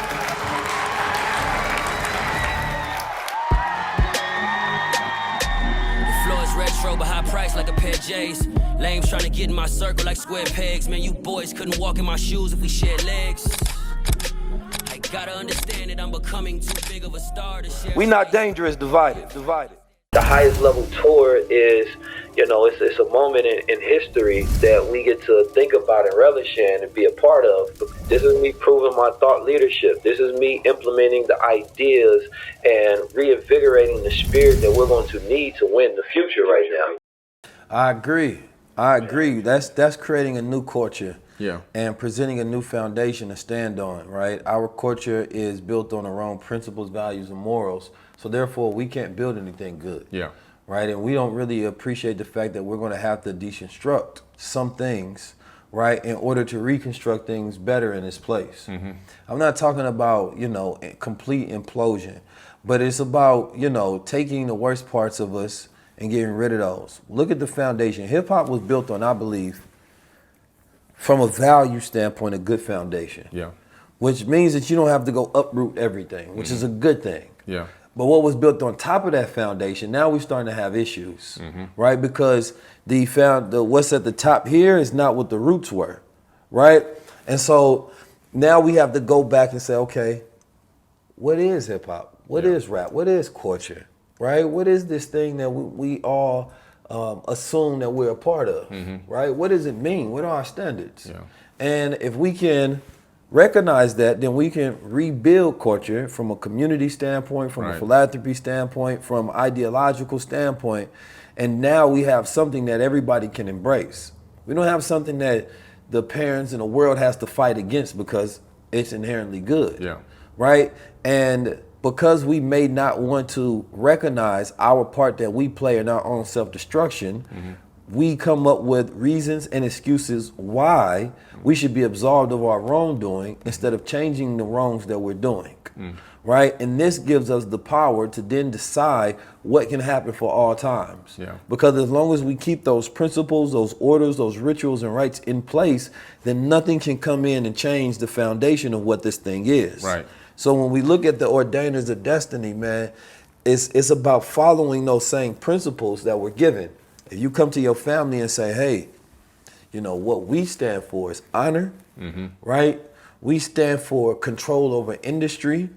We stand for setting a standard in the world and giving the vision and guidance to the people. Yeah. The way we do that is everybody in this circle, right? You all are you are bound by blood oath to be a part of and participate in this. Right. We have certain rituals that keep the mind affirming these ideas, and everybody has to participate in these rituals to continue to affirm. Then you have to indoctrinate the next generation in these affirming rituals. And as long as we can keep these things going, as long as we're fighting with these principles and these tenets, then this lasts as a ship that can go through time, right? So the thing is not the people. Right. The ship is the principles. It's the ideas. Right. It's what those people continue to carry on. And that ship is timeless. So if another people 100 years later pick up that same ship, guess what? They just resurrected this entity that was created.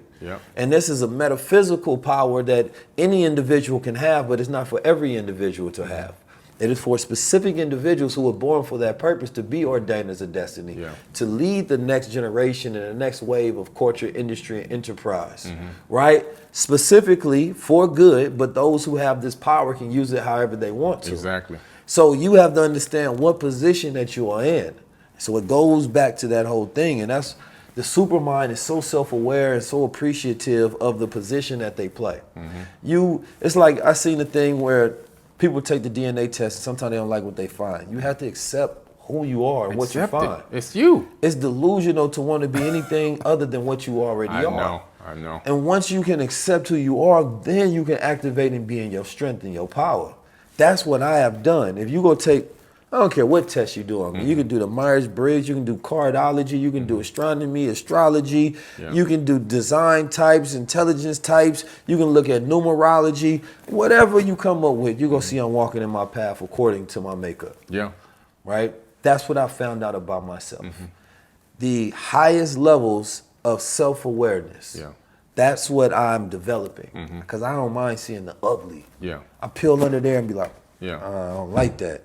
But now that I'm aware, I can change that. Because of awareness. Yes. Awareness changes things. You ain't got power over me. I got it. Exactly. You know what I'm saying? I create me, right? And the creator that creates me, I can go back layers into myself and get to the ultimate seat of control and power versus the shells, the egos, the shadows, all the things that I built up to protect myself or project to the world. I'm going back to the original seat. Right. You know what I'm saying? That which projects the ego so that we can protect myself. No, I control this. Right.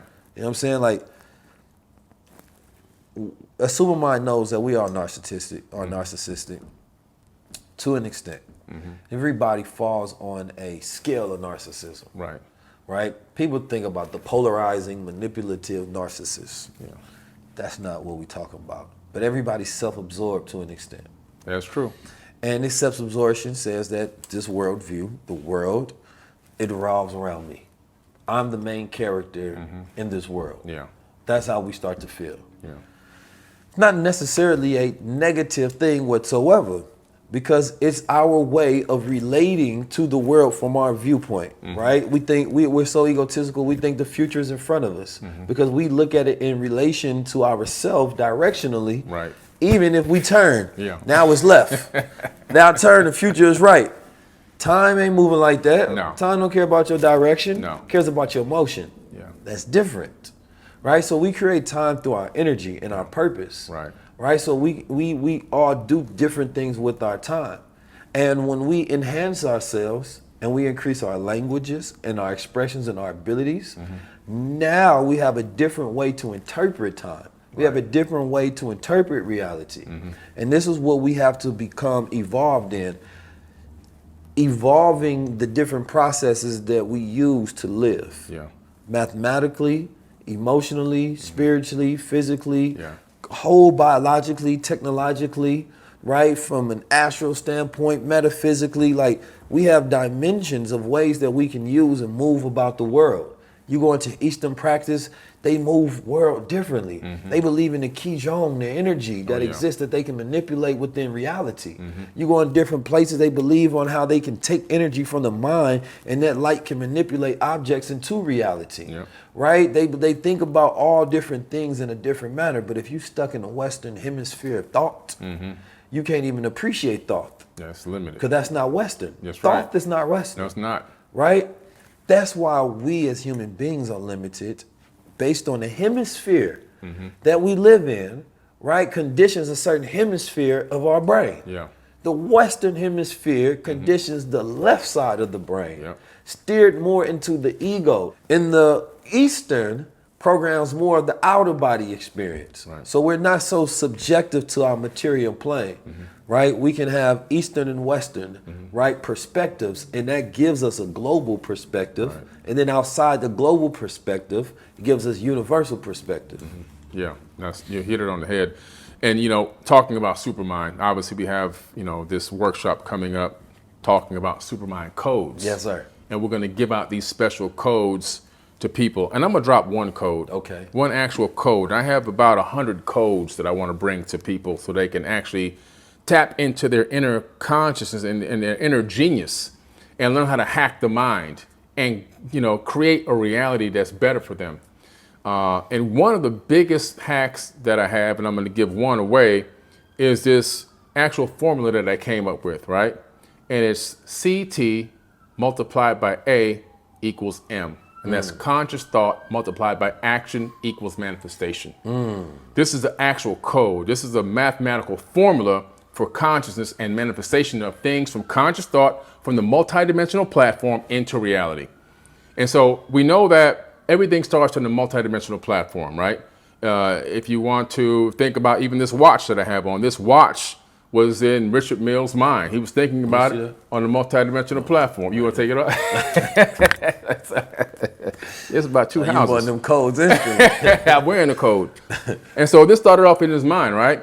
He was thinking about it. We know now that the mind connects to 11 dimensions. I've been saying this for decades. And finally, last year only, did modern science finally actually say it and state it and put it in a scientific journal. So we know that the mind is connecting to 11 dimensions and the universe is 11 dimensions. So when you're thinking about something, it exists in multidimensional platform, the original platform. From there, it's broken down into what? A sketch.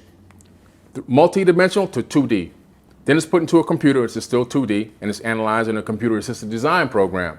From there, it's given to an engineer. Now the engineer is going to take that multidimensional concept that was broken all the way down to 2D, and he's going to turn it into a three-dimensional object that you can manipulate, put on your wrist, walk around, and everything else, right? So we know that everything exists in the entire third dimension based on that formula of manifestation because you have the conscious thought, multidimensional platform, then you have to have action. When you have the action, then you can create the manifestation of that action, which is the object. And everything exists in the third dimension based on that one formula. People think they don't have any power. They think that they can't make reality. They think they can't create anything. But if that was true, we'd walk around naked. There would be nothing here because we wouldn't have anything that exists. Human beings are literally manifesting everything from conscious thought 24 hours a day, 7 days a week. And so people need to understand, how do you tap into that? How do you become aware that you have that power? And so this is what the Supermind Code Workshop is going to teach people, these Supermind codes that exist that we need to understand and bring awareness to so we can execute on them.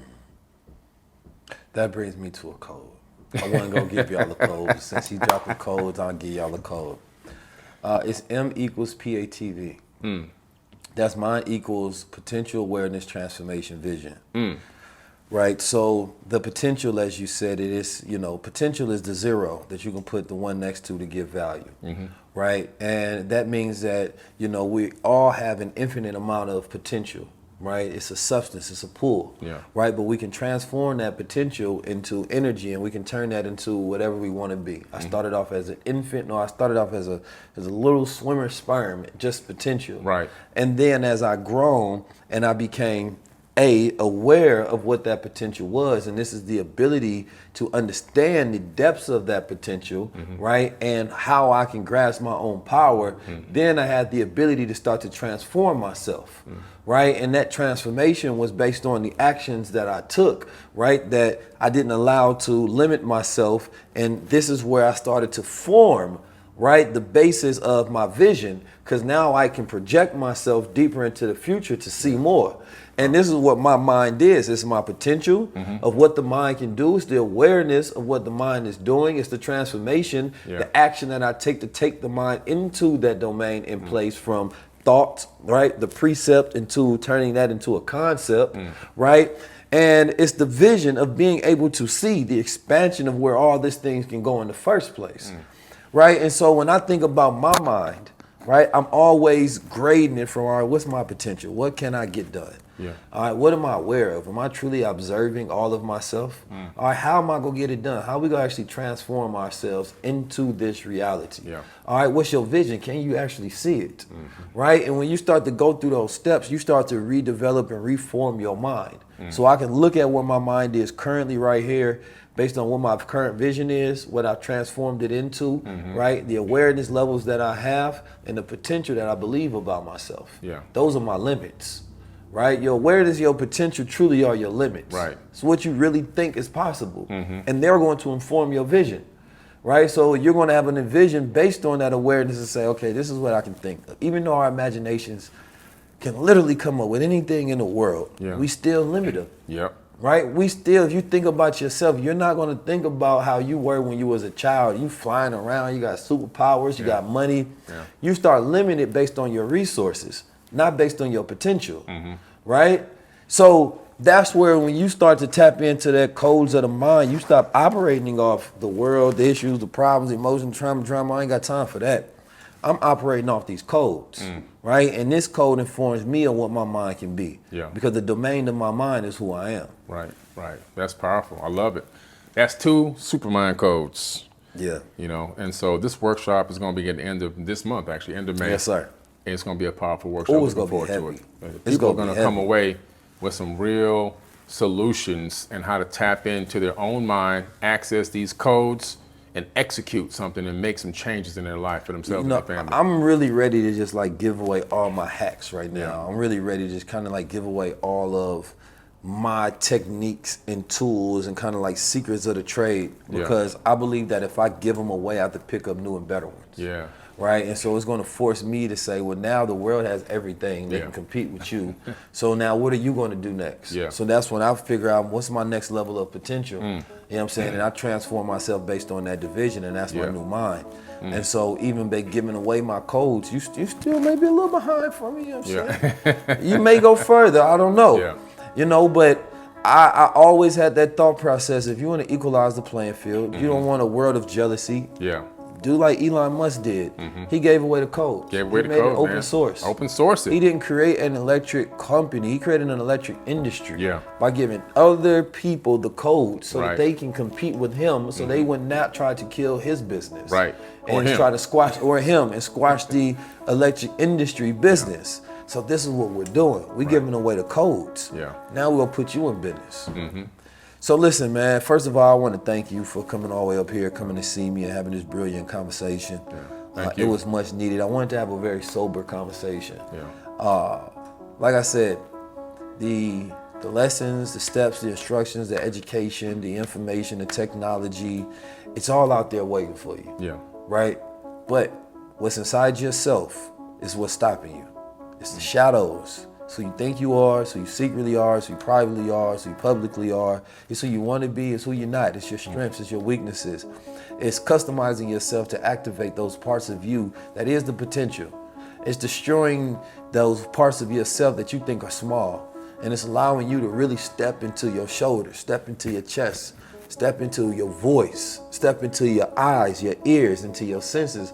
It's about really activating every part of yourself so you can be used as leverage in your own fight, in your own war in the world. Me, I use myself every single day. And if I can't use myself in that situation, I develop myself till I can be used in that situation. So that means I need to become better in all things, whether it's the small, simple things from reading, writing, arithmetic, because we have to start at the basic units of self-development, because right now some people are trying to go too far advanced and skip the steps, and you need to go back to those steps that you skipped so that you can fill in those gaps. And this is why you may have an idea, but you can't actually complete it because you have gaps that is missing in the forming and development process of your mind. So when we're trying to get these microwavable results, they don't have the nutrition, they're deficient of the substance needed to feed the human mind and spirit to make it capable of doing great things. Each one of us has a vast amount of potential that if we start to really unlock it, right? We start to really move forward. We change our attitude, we change our mood, we change the way that we think, the way that we live, the way that we vibrate, the frequency we exist on. We learn how to tap into those supermind codes, and then we stand up as confident. We don't walk outside and see the next man and what he has and get jealous. We're not envy of our brothers and sisters. We don't hate each other. We operate from a place of love, not from a place of trauma. We only want to hear information that is value, not drama and gossip and distractions and issues, right? So therefore, we're not being misused. We're not blind, deaf, and dumb. And the best way to honor our ancestors is to love thyself. Because when you love yourself, you will treat yourself right and do the best things to reserve that love. So therefore, you can move forward in the spirit of abundance. I'm 19 Keys. Make sure y'all tap into the Supermind codes. This has been your high-level conversation. Till next time with 19 Keys and Billy Carson. I'm 19 Keys and this is high-level conversation. Tap in with the gods.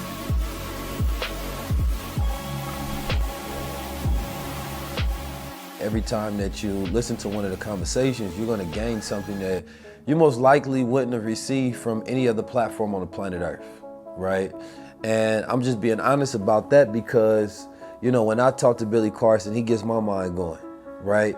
And it becomes this natural progression of this cipher to where, you know, it's like chemistry. When you put two elements together, then they create something new. And I believe by himself, he's a powerhouse. By myself, I'm a powerhouse. But together, you know, we are atomic energy. And so I believe that that atomic connection that happens when you have two people who know themselves, who are well versed and well studied in their particular chosen fields and who are living within their path, when we come together, we make magic. And that magic is transferred to the people in a form of utility to where they can take this information and it allows them to think of the world in different ways, allow them to think of themselves in different ways, and it allows them to solve their problems in new, unique ways that they probably never thought about. In today's society, we have a situation where people want instantaneous gratification. They want instantaneous knowledge. Nobody wants to put in the work. And because we live in the information age, we have a situation where there's a lot of content coming across everyone's eyes every single day. People have become something new. A new terminology has come out. It's called scrollers, right? So you have these people that scroll for hours and hours and hours, not liking anything. A lot of them not commenting, just scrolling and taking in information. And the problem with this is they're taking in too much information. We're not digesting what they've learned. If you're coming across high-level conversations, high-level knowledge, high-level information on a consistent basis, you have to take a break from that. You have to step back, take the information and listen to it again several times, write down the key words, the key phrases, then go dig deeper into it. Go on Amazon, look up books on those topics. Go on Google, see if you can find some online articles, some news clippings. See if there's an encyclopedia or something that you can gather some extra information from. Is there a place in there that was mentioned that you can actually travel to and experience it for yourself in real time? These are the things that people need to be doing. A lot of people want to get an entire university's worth of education on a 1-minute clip. You can't do that, okay? What you've seen when you see a 1-minute clip on social media is some of the best parts of a conversation that have been kind of just taped together and then put out there for you to capture your attention, capture your interest in the topic or the subject. You have to say to yourself, wow, this is pretty amazing. This is interesting stuff. And then dig deeper. Instead of then taking that information and running around and regurgitating it as if you're the expert on it. Also, then sometimes even commenting negatively under it because this was left out or that was left out based on your understanding or perception of the information, versus you actually even going and watching the full podcast, lecture, or TV show, wherever that clip came from. So people in today's age really need to slow down. Everything is moving so rapid. When it comes to information and knowledge, it's time to slow down, back up, take in something, sit back, meditate on it. Think about it, process it, let your brain wrap itself around it, and then go dig deeper into the topic if you feel like you're passionate enough about it that you want to begin to regurgitate or talk about it to other people. Spend some time with it first. Don't just take it as information and run away with it thinking you're an expert on the topic, which is one of the problems we have today. You know, the whole idea of focusing on self is you have to live inside of self your whole entire life. You don't get to go anywhere else, right? We can study external things. We can study computer programming and engineers and plants and trees and water and grass and, you know, whatever in the world we want to become masters at. But you can never truly be masters of anything until you master yourself, right? And so as we progress from a technological standpoint, if we don't progress from self-evolutionary standpoint, then there is no real true human progression. Human beings throughout time and eons truly remain the same. From 1800s to 1700s, it's not much different if you took those brain scans of those average human beings and you put it under, you know, one of those machines, you won't see too much difference. But the depth of awareness that have come about through years of... About 2 years ago, I came up with the idea that we need an award ceremony for people in the conscious community. And the reason why I came up with this idea was because I was looking at Oscars, Emmys, Grammys, MTV Awards, BET Awards, all these big award ceremony shows. And I realized that they recognize one another. You know, they actually give each other credibility by saying, hey, you did a great job with this and you deserve to be recognized for it. And I realized when I pivoted on that and looked at our community, we didn't really have that. Yes, there's been awards that have been giving out from time to time randomly at specific conferences or special talks, but no specific award ceremony where the whole thing is strictly just about recognizing people in various different categories. And I said to myself, I need to be the one to create that. I need to set the bar. We need to be able to, give ourselves our own credibility. We're not going to sit here and wait for somebody to come and give us credibility. That's the victim mindset. How come they haven't contacted us? How come nobody's going to create this for us? No, we were sent here to save ourselves. And I truly believe that. So my job and my mission is to create the reality I want. And by doing that, I said, hey, let's create an award show, the Forbidden Conscious Awards, the first ever of its kind, and there'll be one every single year. This is the first annual, July 30th, 2023, this year. And I wanted all categories: podcast, radio host, archaeology, space anomaly hunter, social media influencer. Nobody gets an award for influencing on social media in a positive way. Philanthropy, various different areas of consciousness that I want to be able to recognize in this award show. And so we have this award show and it's going to be amazing. And I also want to make sure it was able to compete with the Emmys, the Grammys, the Oscars, and everything else. So it's 10-star. It's at one of the most amazing venues that exist on the planet, the Adrian R. Center for Performing Arts in Miami, Florida. To me, it rivals the Sydney Opera House, and I've been to both. And when you walk in the venue, it takes your breath away. It's a red carpet event, black tie. There'll be interviews on the red carpet, a pre-event mixer. There'll be entertainment, Havoc from Mobb Deep, Donnie Arcade. I'll be performing that night as well. Don't forget, I've been on Billboard too. And we'll have another artist named Kambada. He'll be opening up. And then we have Chris Spencer, who's actually hosted MTV Awards and BET Awards and Oscars and Grammys and written for those award shows as well. So we got the right man for the job actually hosting this actual award show.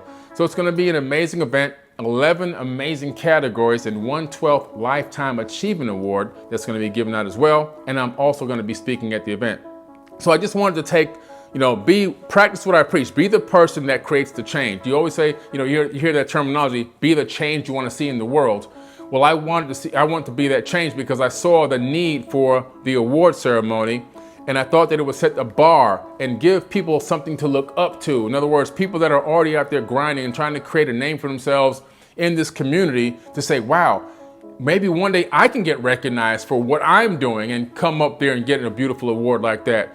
It's about expressing gratitude, which is one of the most amazing things you can express from someone, actual gratitude, and then to see their expression and their emotion for them being recognized for what I call is, life, blood, sweat, and tear work. We literally, in this community, we give a lot more than people can even realize. The average person can't do what we do. You just can't do it.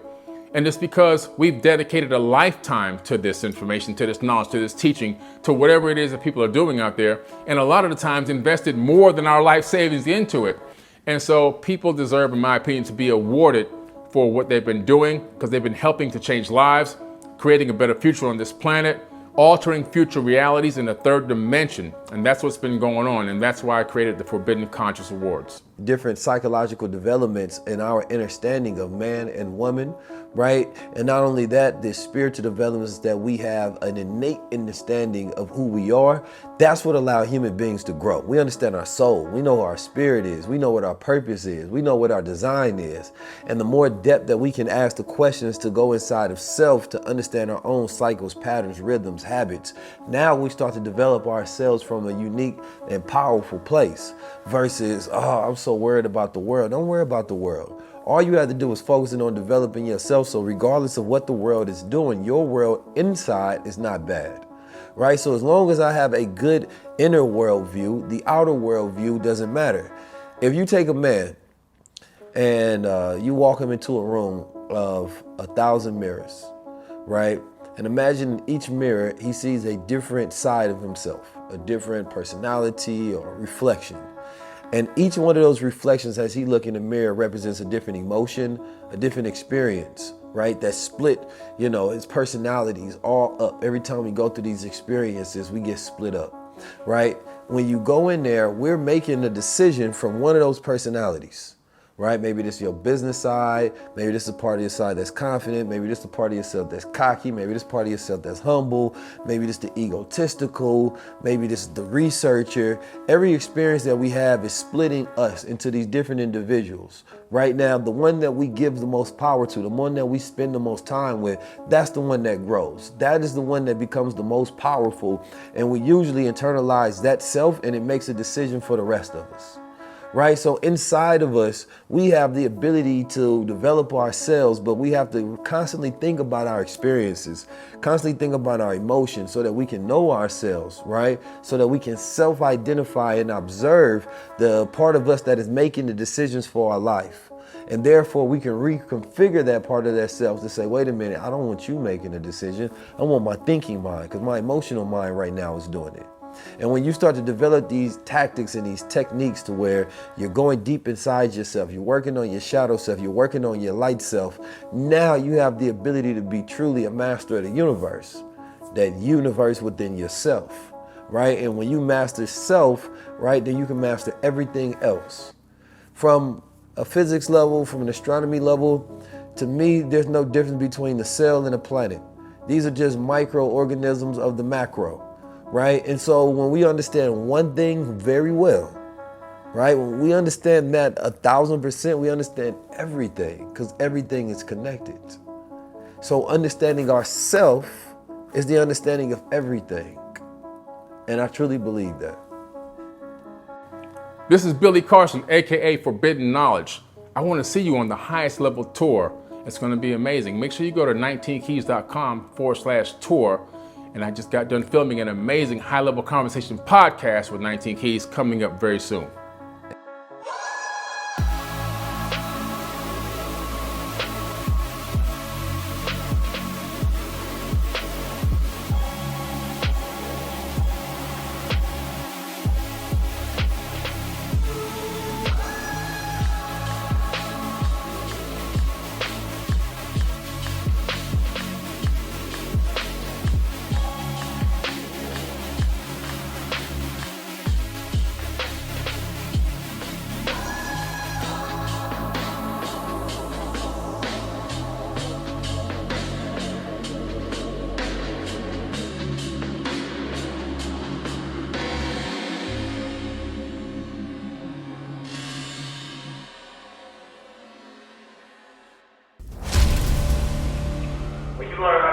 your mind, that's when you start to operate into the divine.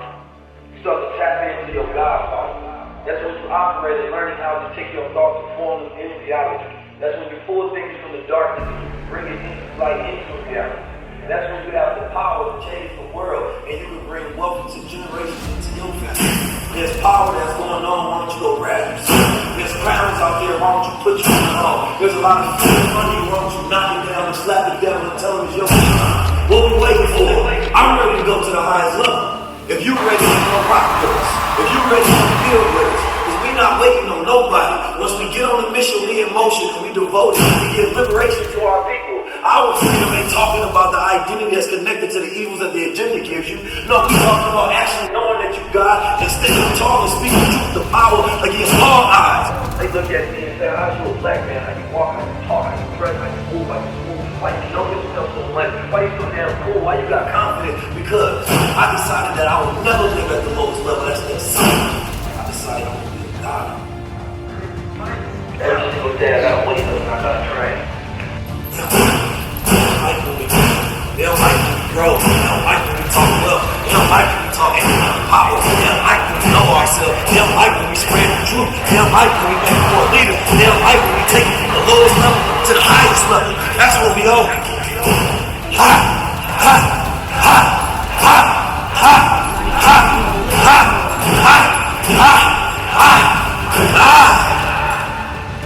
We're going to the highest level. Make sure y'all come with us.